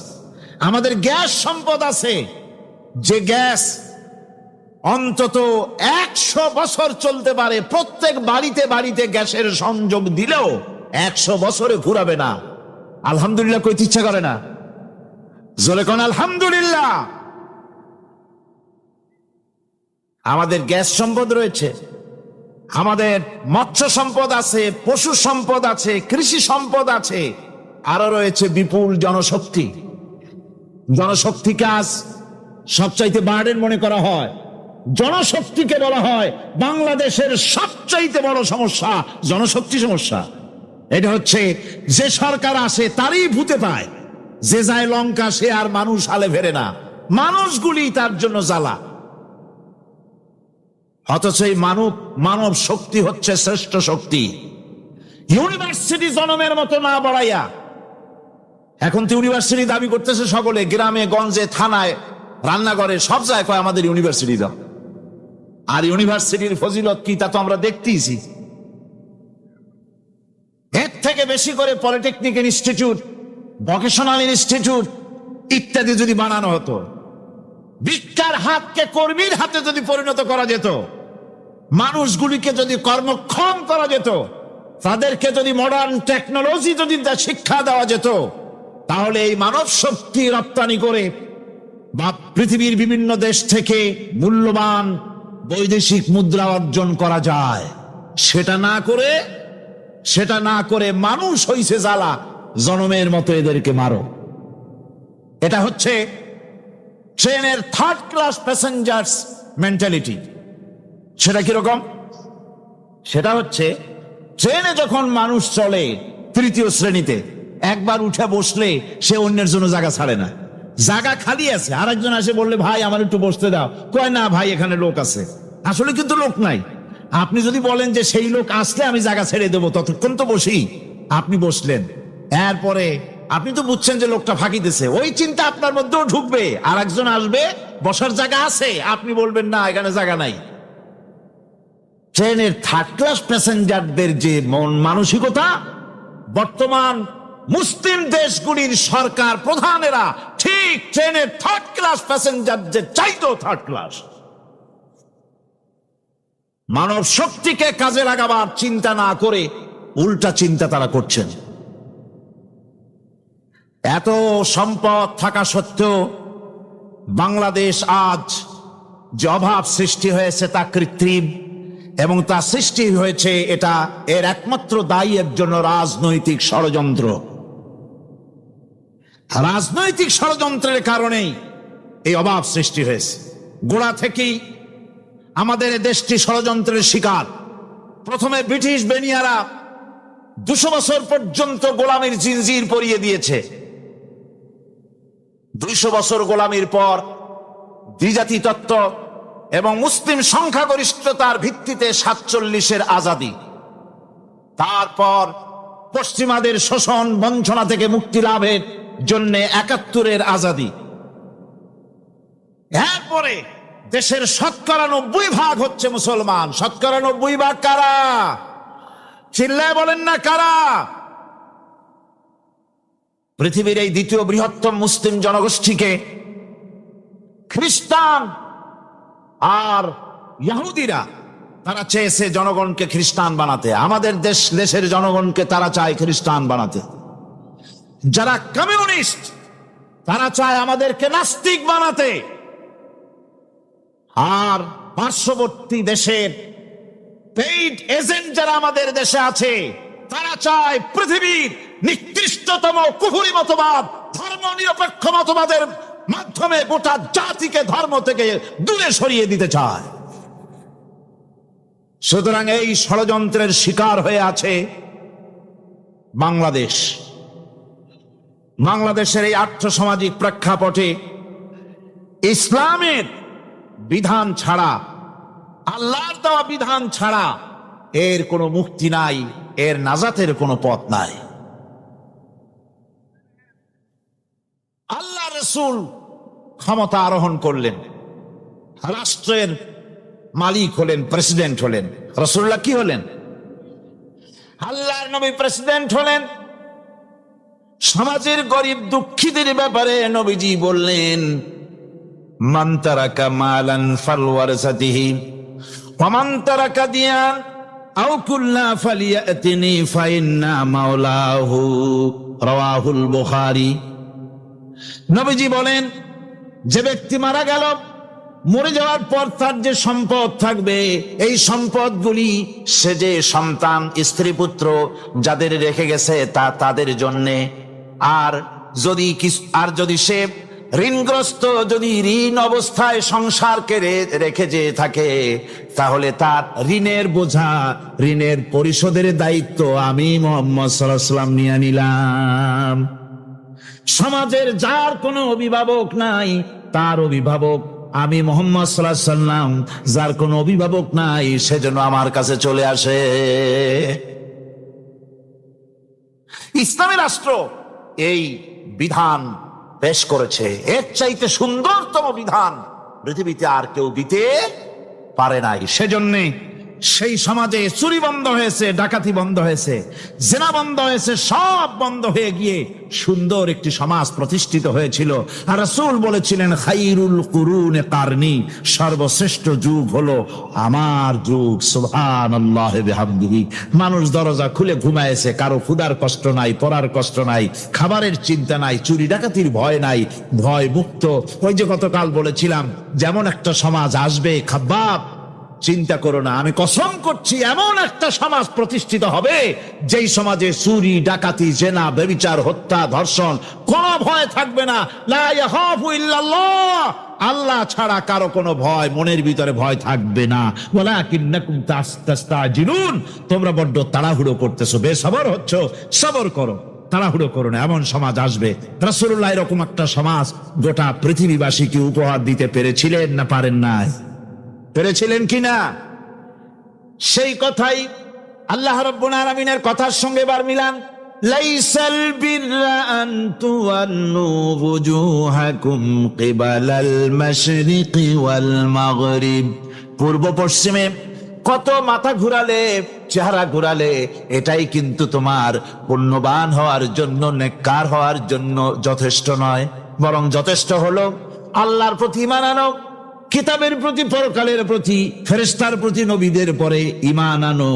আর আল্লাহর মহব্বতে, আল্লাহর প্রেমে উদ্বুদ্ধ হয়ে আর একটা বড় কাজ করো, সেটা হলো ওয়াতাল মালা আলা হুব্বিহি যাবিল কুরবা ওয়াল ইয়াতামা ওয়াল মাসাকিন ওয়াবনাস সাবিল والسائلين وفي الرقاب وأقام الصلاة وآتى الزكاة والموفون بعهدهم إذا عاهدوا والصابرين في البأساء والضراء وحين البأس أولئك الذين صدقوا وأولئك هم المتقون।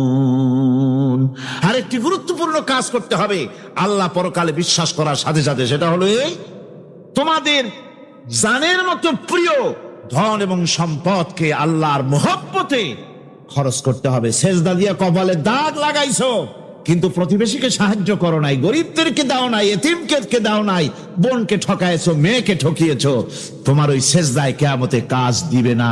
প্রকৃতপক্ষের নেককার পুণ্যবান হওয়ার জন্য গরিব জনসাধারণকে সহযোগিতা করতে হবে। এরপরে মাঝখান থেকে যেটা বাদ দিয়েছিলাম, বলেছিলাম নামাজ এবং যাকাত। আমি যাকাতটা কালকে আগে নিয়ে এসেছিলাম, নামাজটা ছিল আগে। সেই নামাজটা যেহেতু আলাদা একটা বিষয় হবে, আর যাকাতটা সাদকার সাথে সামঞ্জস্য আছে, সেই জন্য যাকাত আর সাদাকার কথাটা একসঙ্গে মিলাই বলেছিলাম। এখন শুরু করছি নামাজ। সালাত, সালাত এর আবিধানিক অর্থ হচ্ছে কোন জিনিসের দিকে মুখ ফিরানো। সালাতের অর্থ হচ্ছে নিকটবর্তী হওয়া, মুখ ঘুরানো, মুতাওয়াজ্জা হওয়া। ওই যে হযরত ইব্রাহিম আলাইহিস সালাম বলেছিলেন, ইন্নী ওয়াজ্জাহতু ওয়াজহিয়া লিল্লাযী ফাতারাস সামাওয়াতি ওয়াল আরদ। জানেন আপনারা? পড়েন, ইন্নী ওয়াজ্জাহতু ওয়াজহিয়া লিল্লাযী ফাতারাস সামাওয়াতি ওয়াল আরদা হানিফা ওয়া মা আনা মিনাল মুশরিকিন। নিশ্চয় আমার মুখ ঘুরায় দিলাম কার দিকে? যিনি আকাশ এবং জমিনের স্রষ্টা, সব কিছুর মালিক যিনি, তার দিকে আমি মুতাওয়াজ্জা হলাম। নামাজের অর্থই হচ্ছে মুতাওয়াজ্জা হওয়া, মুখ ঘুরিয়ে দেওয়া, চেহারা ঘুরিয়ে দেওয়া। আর নামাজের আরেক অর্থ হচ্ছে নিকটবর্তী থেকে আরো নিকটবর্তী হওয়া। আমরা কি নিকটবর্তী হতে চাই? না বুঝলে কবেন কি? নিকটবর্তী হইতে চাই কার? আল্লাহ। আমরা কি আল্লাহর নিকটবর্তী হতে চাই? আল্লাহ রাব্বুল আলামিন বলেন, নিকটবর্তী হতে হলে ওয়াসজুদ ওয়াকতারিব, সেজদা দাও আর সেজদার মাধ্যমে আমার নিকটবর্তী হয়ে যাও। সেজদা দিলেই আল্লাহর নিকটবর্তী হওয়া যায়। কোন সুবহানাল্লাহ।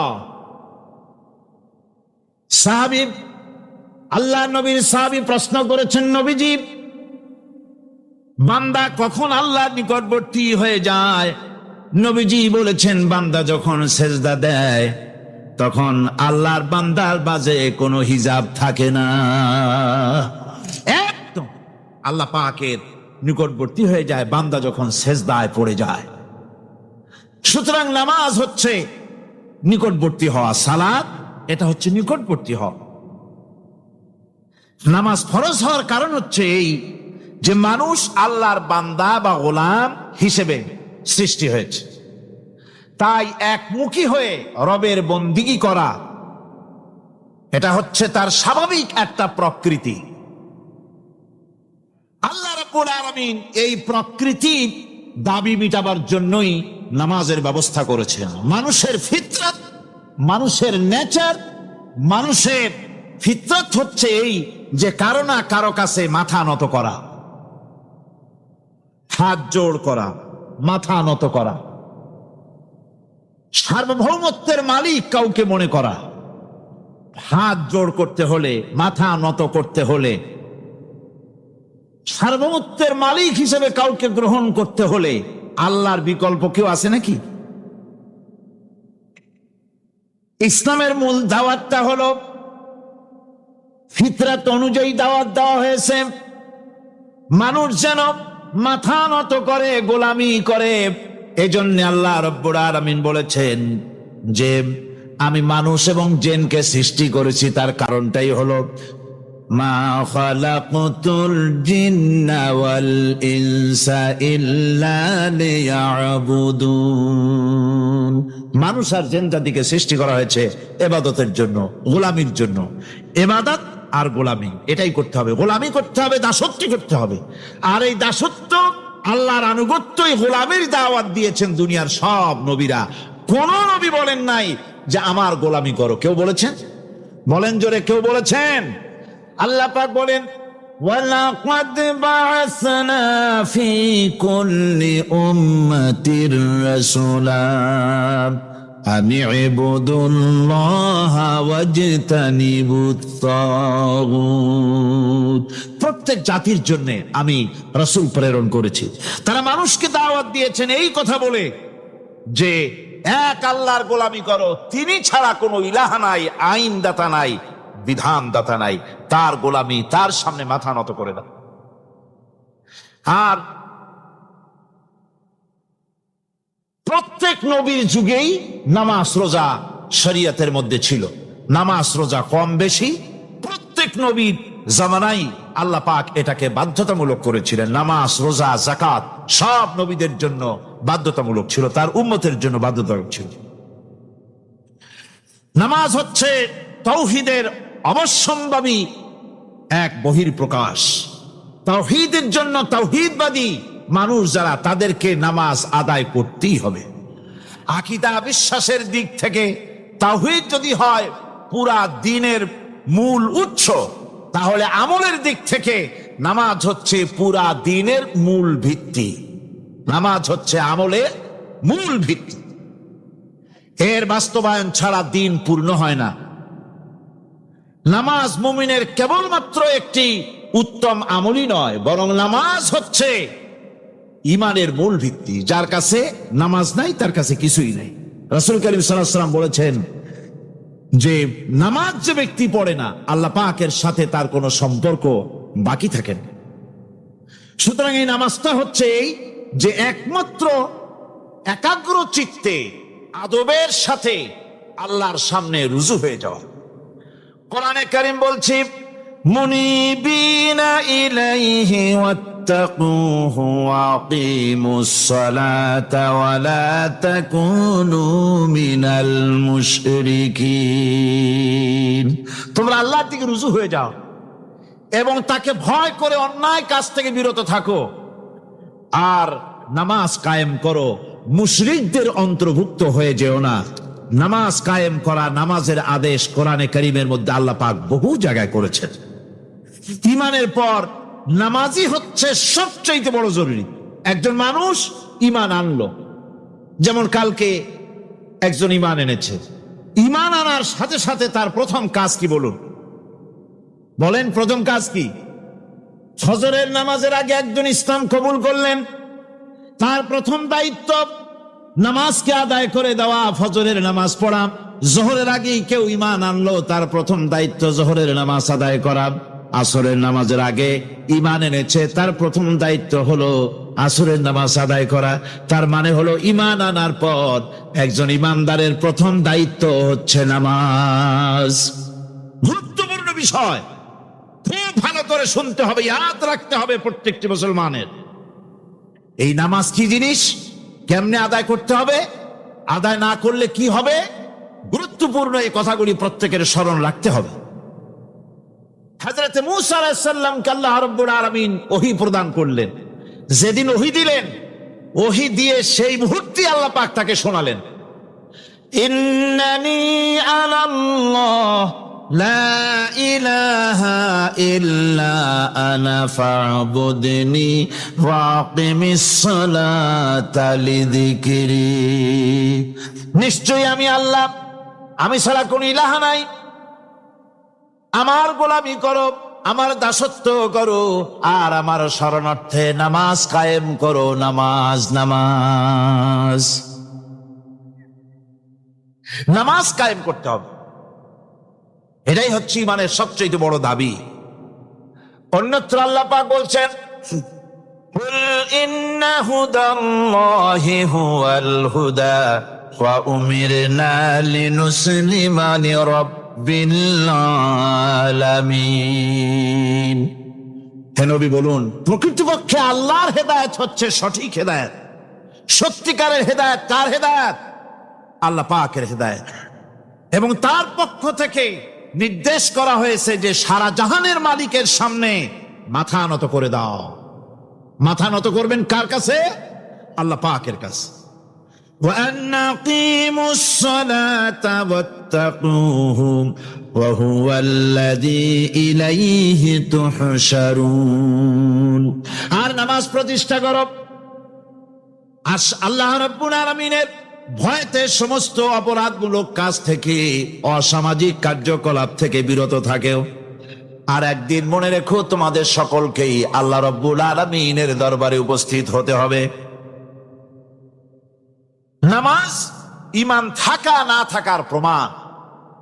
ঈমান আছে কি ঈমান নাই এর প্রমাণ কি? নামাজ। আল্লাহ পাক বলছেন, ফালা সাদ্দাকা ওয়ালা সাল্লা ওয়ালাকিন কাযযাবা ওয়া তাওয়াল্লা।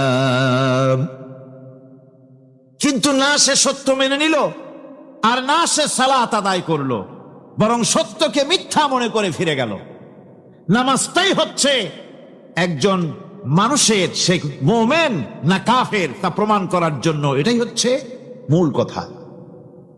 কিয়ামতের দিন মানুষ যে জাহান্নামে যাবে, জাহান্নামের জন্য, জাহান্নামে যে সব কারণে যাবে তার মধ্যে বড় কারণ, কালকে বলেছিলাম, দেখি মনে আছে নাকি, বড় কারণ কয়টা? কয়টা? আলহামদুলিল্লাহ মনে আছে। আল্লাহ রাব্বুল আলামিন বলেন, ইয়াতাসাআলুনা আনিল মুজরিমিন। কিয়ামতের দিন অপরাধীদেরকে জিজ্ঞেস করা হবে, মা সালাকাকুম ফি সাকার, জাহান্নামে কেন আসছো? জবাবে তারা বলবে, ক্বালু লাম নাকু মিনাল মুসাল্লিন ওয়া লাম নাকু নুতঈমুল মিসকিন। নামাজ পড়ি নাই, আর এতিম মিসকিনদের খেতে দেই নাই, এই কারণেই জাহান্নামে এসেছি। কন নাউযুবিল্লাহ। নামাজ যারা পড়বে না জাহান্নামে যেতে হবে। কোথায় যেতে হবে? কেউ কেউ মনে করতে পারবেন নামাজের ওয়াজ তো বহু শুনছি,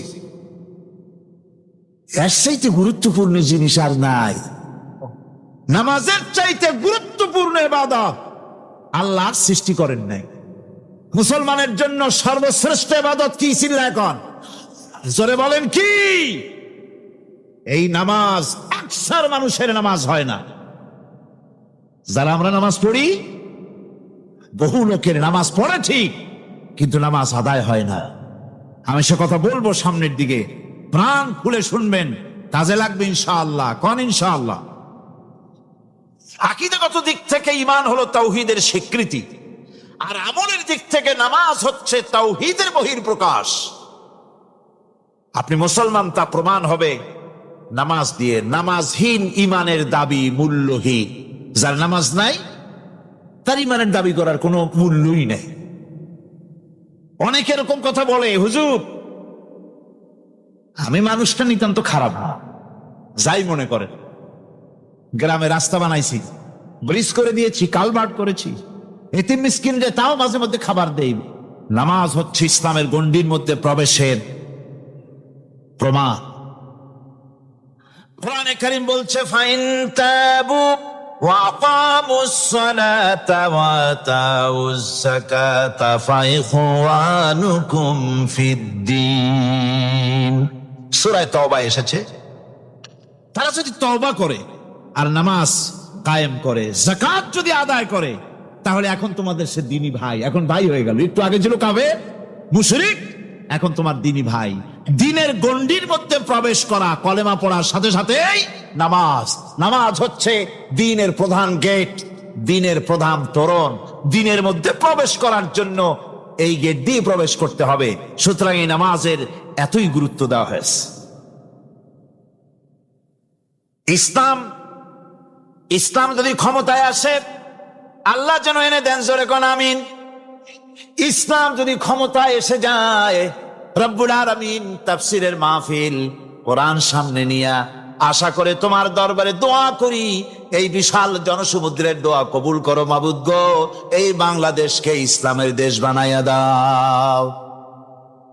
দেশটা যদি ইসলামের হয়ে যায়, আইন যদি আল্লাহর হয়, শাসন যদি সৎ লোকেরা করে, রব্বুল আলামিন কোরআন শরীফে বলেন, তাহলে তারা 4টা কাজ করবে। আল্লাযীনা ইম্মাক্কান্নাহুম ফিল আরদ আকামুস সালাতা ওয়া আতাউজ যাকাত ওয়া আমারু বিল মা'রুফি ওয়া নাহাউ আনিল মুনকার। মুমিনরা ক্ষমতায় এসে প্রথম যে কাজটা করবে, প্রথমে ক্ষমতা এসেই নামাজ বাধ্যতামূলক করবে। প্রথম কি? ওয়াজ নসিহতে অনুরোধ করা হবে না, বাবাজিরা আল্লাহর রাস্তায় নামাজটা পড়ে না। রেডিও এবং টেলিভিশনের মাধ্যমে রাষ্ট্রপ্রধান অর্ডার করে দিবেন, আজ থেকে বাংলাদেশের 12 কোটি তৌহিদি জনতা, নারী পুরুষ যারা আকেল বালিগ, সকলের জন্য নামাজ বাধ্যতামূলক, নামাজ পড়তেই হবে। এটা অর্ডার। বেলা যখন 1টা বেজে যাবে, বেলা যখন 1টা বাজবে, সমস্ত মসজিদে আজান শুরু হয়ে যাবে। আজানের সাথে সাথে অফিস, আদালত, কল কারখানা, ক্ষেত খামার, শিক্ষাঙ্গন সব ডেডলক হয়ে যাবে। আধা ঘন্টার জন্য বন্ধ হয়ে যাবে। যারা মুসলমান অফিসে, কলেজে, ইউনিভার্সিটিতে, সর্বত্র তারা নামাজের জন্য প্রস্তুতি নেবেন। আধা ঘন্টার ভিতরে নামাজ আর খানা সেরে আবার কলেজ চলবে, বিশ্ববিদ্যালয় চলবে, কল চলবে, কারখানা চলবে, ক্যান্টনমেন্ট চলবে, সেক্রেটারিয়েট চলবে, সব আপন গতিতে চলতে থাকবে। আল্লাহর রহমত, বরকত আকাশ ফেরে নাজিল হয়ে যাবে। আর এই অর্ডার যে দেওয়া হবে, নামাজ পড়বেন, সেখানে থানায় যখন আজান হবে, থানায় আজান হয়ে গেছে, থানার স্টাফ, পুলিশ যারা আছে জামাতে খাড়া হয়ে যাবে, ইমামতি করবেন ওসি সাহেব। এসপির অফিসে এসপি সাহেব ইমামতি করবেন, ডিসি সাহেব তার অফিসে ইমামতি করবেন, মন্ত্রী সেক্রেটারিয়েট ইমামতি করবেন, প্রেসিডেন্ট বঙ্গভবন ইমামতি করবেন, বিশ্ববিদ্যালয়ের ভাইস চ্যান্সেলরের ইমামতিতে সে জায়গার মুসলমান ছাত্র ছাত্রী, শিক্ষক শিক্ষয়িত্রী এক জামাতে নামাজ আদায় করবে। এই যদি হয় চিত্র দেশের, অপরাধ থাকবে। থানায় ওসি সাহেব নিজেই যদি জামাতের ইমামতি করেন, এইভাবে নামাজ আদায় করেন পুলিশদের নিয়ে জামাতে, ঘুষ আর খাবে তারা? এসপি সাহেবের অফিসে, ডিসি সাহেবের অফিসে মন্ত্রীরা যদি ভাবে নামাজ কায়েম করে, তাহলে কি অন্যায় অপরাধ কিছু থাকবে সমাজে? থাকবে না। সুতরাং নামাজ বাধ্যতামূলক করে দেওয়া হবে। নামাজ বাধ্যতামূলক, সকলকে নামাজ পড়তে হবে। নামমাত্র মুসলিম জাতির রাষ্ট্র ক্ষমতা গ্রহণ করাই হলো ইসলামী শাসন ব্যবস্থা নয়। ইসলাম ক্ষমতায় গিয়া অমুসলিমদের উপরে শাসন জারি করবে, আর অন্যান্য সরকারের মতো আমোদ ফুর্তি করে রাস্তাঘাট বানায় টানা এসিতে শুয়ে থাকবে, তা না। রাস্তা হবে, ঘাট হবে, কলেজ হবে, সব হবে, কিন্তু যারা মুসলমান তাদেরকে নামাজ পড়তে হবে। গোটা জনগণকে শাসক আর শাসিত উভয় গোলাম হবে আল্লাহ। উভয় গোলাম হবে কার?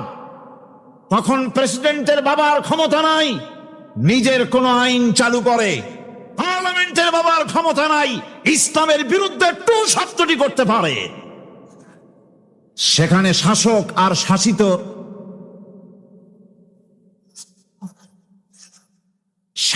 আর শাসিত হয়ে যাবে একজন এক হুকুমদাতার গোলাম।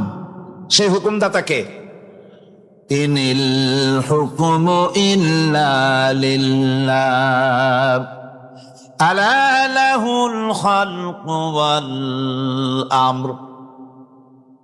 প্রেসিডেন্ট থেকে শুরু করে শাসক আর শাসিত সব আইন মানবে ওই আল্লাহ রব্বুল আলামিনের, যিনি এই তামাম জাহান সৃষ্টি করেছেন। সৃষ্টি যার আইন চলবে সেই আল্লাহ রব্বুল আলামিনের,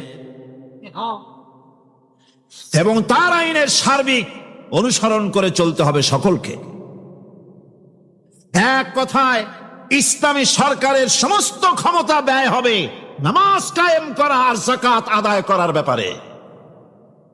নামাজ যদি কায়েম হয়ে যায়, যাকাত যদি আদায় করা হয়, দুঃখ, দারিদ্র, কষ্ট কিছুই থাকবে না, বেকার সমস্যা থাকবে না।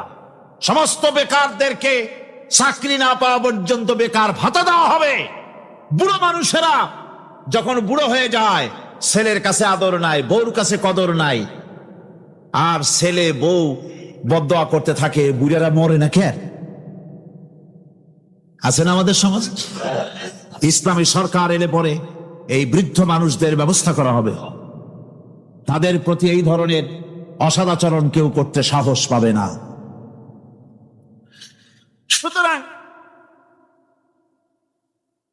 নামাজ প্রতিষ্ঠা এবং যাকাত আদায় হলেই সমাজের অন্যায় অবিচার যা আছে তার 12 আনাই বিলুপ্ত হয়ে যাবে। কর আলহামদুলিল্লাহ। তখন চাকরিতে প্রমোশন হবে নামাজের ভিত্তিতে। এখন প্রমোশন হয় কে কত ঘুষ খাইতে পারে, কে কত সরকারের দালালি করে বিবেকের বিরুদ্ধে বিরোধী দলকে বেশি করে পিটাতে পারে, এর উপরে ভিত্তি করে প্রমোশন হয়। ইসলামী সরকার যখন আসবে, ইসলামী সরকার যখন প্রতিষ্ঠিত হয়ে যাবে, তখন চাকরির প্রমোশন নির্ভর করবে তার সুন্দর চরিত্র আর নামাজের পাবন্দির উপরে ভিত্তি করে। সমাজে দুঃখ দুর্দশা থাকবে, যেরকম থাকবে থাকবে। আমার ভাইয়েরা, নামাজ হচ্ছে আল্লাহ রাব্বুল আলামিনের সাহায্য লাভের একমাত্র মাধ্যম। আল্লাহর কাছে যদি সাহায্য পেতে চাই তাহলে নামাজ লাগবে। লাগবে কি কোন? وَلَقَدْ أَخَذَ اللَّهُ مِيثَاقَ بَنِي إِسْرَائِيلَ وَبَعَثْنَا مِنْهُمُ 12 نَقِيًّا فقال الله إني معكم لئن أقمتم الصلاة। আল্লাহ পাক বলেন, বনি ইসরাইলদের নিকট আমি ওয়াদা নিয়েছিলাম, তোমরা যদি মানুষদেরকে অসামাজিক কার্যকলাপ থেকে যদি তোমরা ফিরাইতে পারো, মানুষদেরকে অসামাজিক কার্যকলাপ থেকে তোমরা ফিরাবে। 12টা গোত্রের জন্য 12 জন নকিব নির্দিষ্ট করে দেওয়া হলো, তাদের দায়িত্ব দেওয়া হলো। মানুষদেরকে, সমাজের লোকদেরকে অন্যায় কাজ থেকে তারা ফিরাবে, ভালো ভালো কাজ করার জন্য তাদেরকে আদেশ করবে, অসামাজিক অধর্মীয় কাজ থেকে বাঁচাবার চেষ্টা করবে। এইটা যদি তোমরা করো তাহলে আমি তোমাদের সাথে আছি। শর্ত হলো একটা, তোমাদেরকে নামাজ কায়েম করতে হবে। নামাজ যদি কায়েম করো আমার মদদ তোমাদের জন্য অবধারিত হবে। নামাজ প্রতিষ্ঠা করলেই আল্লাহর সাহায্য লাভ করা যায় জীবনের সকল ক্ষেত্রে। নামাজ হচ্ছে অপকর্মের প্রতিবন্ধক। নামাজ পড়লে অন্যায় কাজ থেকে বাঁচার পর, অন্যায় থেকে বাঁচায় কিসে? নামাজ। আল্লাহ রাব্বুল আলামিন বলেন, উতলু মা উহিয়া ইলাইকা মিনাল কিতাবি ওয়া আকিমিস সালাম ইন্নাস সালাতা তানহা আনিল ফাহশাই ওয়াল মুনকার। হে নবী, এই কিতাব তেলাওয়াত করো যা তোমার প্রতি অবতীর্ণ করা হয়েছে, এই কিতাব তেলাওয়াত করো আর নামাজকে প্রতিষ্ঠা করো। নিঃসন্দেহে নামাজ মানুষকে পাপাচার থেকে বাঁচায়া দেয়। অশ্লীলতা, পাপাচার থেকে মানুষকে বাঁচায় কে? জোরে চিল্লায় কোন কে? নামাজ। এই নামাজ মানুষকে অন্যায় কাজ থেকে বাঁচায় দেয়। নামাজ যে মানুষকে অন্যায় কাজ থেকে বাঁচায়, কেমনে বাঁচায়? আমরা যে নামাজ পড়ি, এই নামাজে তো আমাদেরকে অন্যায় কাজ থেকে বাঁচাইতে পারে না। নামাজি বহুত মানুষ আছে অন্যায় করে, করে কিনা কন? না করে না? করে। নামাজি অথচ অন্যায় করে। আর আল্লাহ বলছেন নামাজিকে, নামাজ তাকে অশ্লীলতা থেকে ফিরায়। তাহলে কথা কারটা ঠিক? আল্লাহটা। জোরে বলেন, কারটা ঠিক? অবশ্যই আমার আল্লাহর কথা হক। আমি ভুল করতেছি, আমি যেন কোথাও ভুল করতেছি, সামথিং ইজ রং, কোথাও যেন আমরা ভুল করে বসতেছি, সেই ভুলটা কি আমরা আবিষ্কার করতে চেষ্টা করবো ইনশাআল্লাহ। প্রথম যে কথাটা সেটা হচ্ছে যে আমরা যা নামাজে পড়ি আমরা তা বুঝি না। কথা ঠিক কিনা? আমি যদি এখন প্রশ্ন করি সামি আল্লাহু লিমান হামিদা অর্থ কি কোন, ফার্স্ট ডিভিশনে কয়েকটা লেটার নিয়ে ফেল করবেন এরকম লোক আছেন না নাই? সুবহান রাব্বিয়াল আলা অর্থ কি জানি না, সুবহান রাব্বিয়াল আযীমের অর্থ কি জানি না, দোয়া কুনুত অর্থ কি জানি না, তাশাহুদ অর্থ কি জানি না, সূরা ফাতিহার অর্থ কি জানি না। এমন কি উযুর মধ্যে কয়টা ফরজ তাও অনেকের জানা নাই। কথা কি বেশি বললাম না ঠিক বলছি? একজনের জিজ্ঞেস করলো, মিয়া উযুতে কয় ফরজ? কয় হুজুর কি মনে করেন, এটা বুঝি জানি না, এটা তো সাধারণ ব্যাপার। বলেন না কয় ফরজ? কয় হুজুর তো 17 ফরজ। কি কি?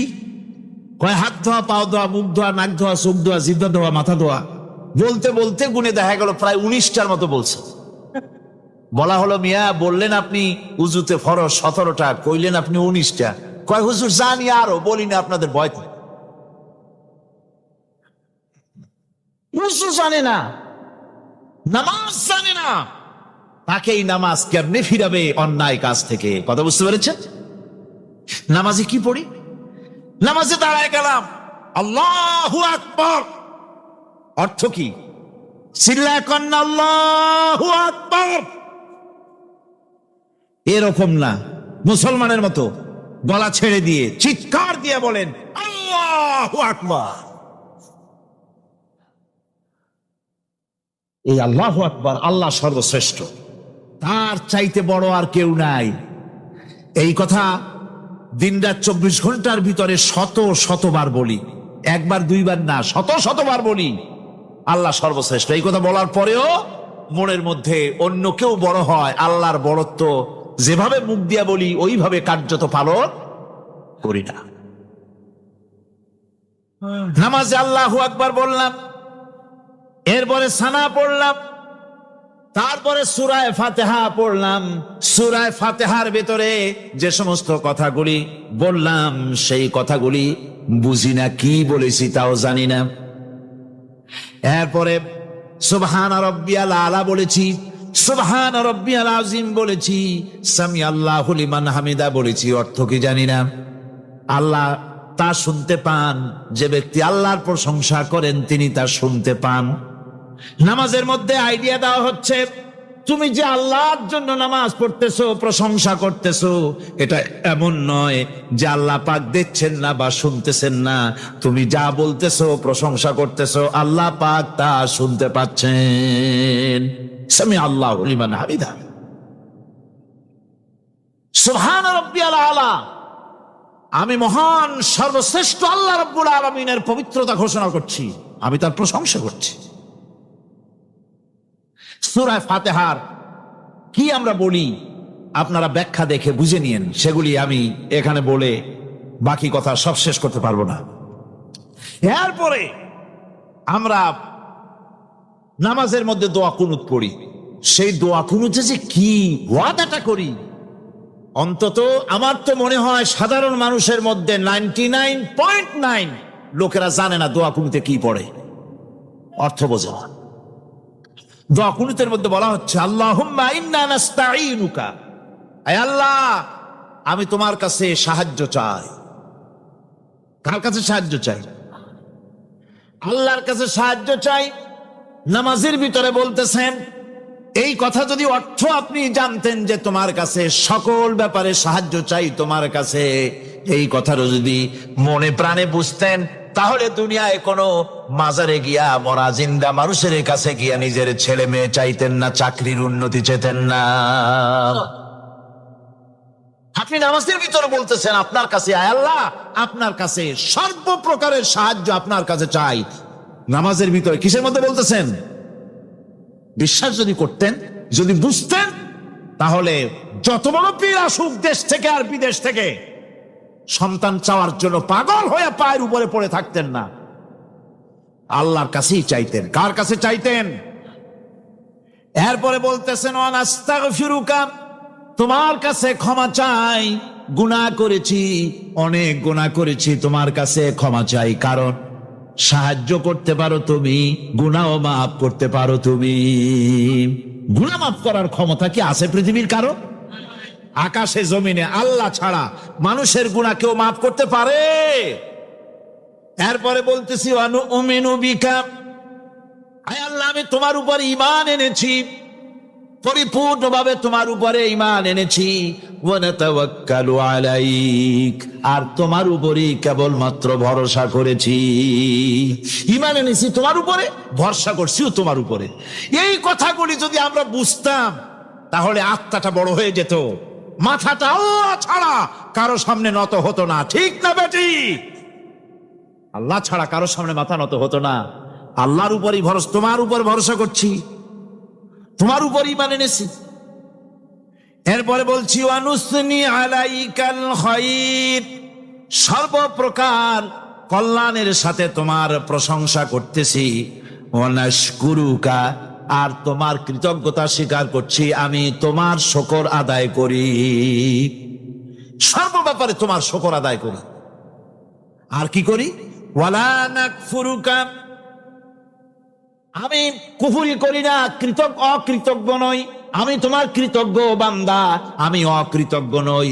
একথা আপনি নামাজের মধ্যে বলেন, কিন্তু কৃতজ্ঞতা স্বীকার করেন না। আল্লাহ যে ছেলে দিয়েছে শুকর আদায় করেন না। আল্লাহ যে সুন্দরী বউ বা ভালো বউ দিয়েছেন শুকর আদায় করেন না। আল্লাহ সন্তান দিয়েছে শুকর আদায় করে না। আল্লাহ রাব্বুল আলামিন চাকরি দিয়েছেন, বাড়ি দিয়েছেন, জায়গা দিয়েছেন, জমিন দিয়েছেন, যৌবন দিয়েছেন, স্বাস্থ্য দিয়েছেন, শুকর আদায় করে না। আল্লাহ পাক বলেন, বান্দারে যে অবস্থায় থাকো শুকর আদায় করো। লা ইন শাকারতুম লাযীদান্নাকুম ওয়া লা ইন কাফারতুম ইন্না আযাবী লাশাদীদ। আমার নিয়ামতের শুকর যদি আদায় করো আমি বেশি করে বাড়ায় দেব, আর যদি শুকর আদায় না করো তাহলে মস্ত বড় শাস্তি রেখে দিয়েছি। সব ব্যাপারে শুকর আদায় করো, আমার নিয়ামতের শুকর আদায় করো। চোখ দিয়া দেখতে পাও, কও আলহামদুলিল্লাহ। মুখ দিয়া কথা বলতে পারো, কও আলহামদুলিল্লাহ। যা খাও মজা লাগে, বলো আলহামদুলিল্লাহ।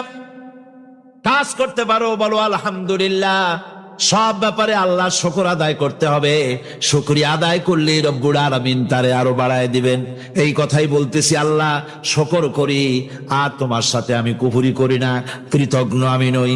ওয়ানাখলাও ওয়ানাতরুকু মান ইয়াফজুরুকা, আর আমি ওয়াদা করতেছি এই কথা, তোমার সাথে যারা প্রকাশ্য দুশ্মনী করে, যারা প্রকাশ্য গুনার মধ্যে লিপ্ত আছে আর তোমার সাথে দুশ্মনী করে, ওদের সাথে আমার সমস্ত সম্পর্ককে ছিন্ন করে দিলাম।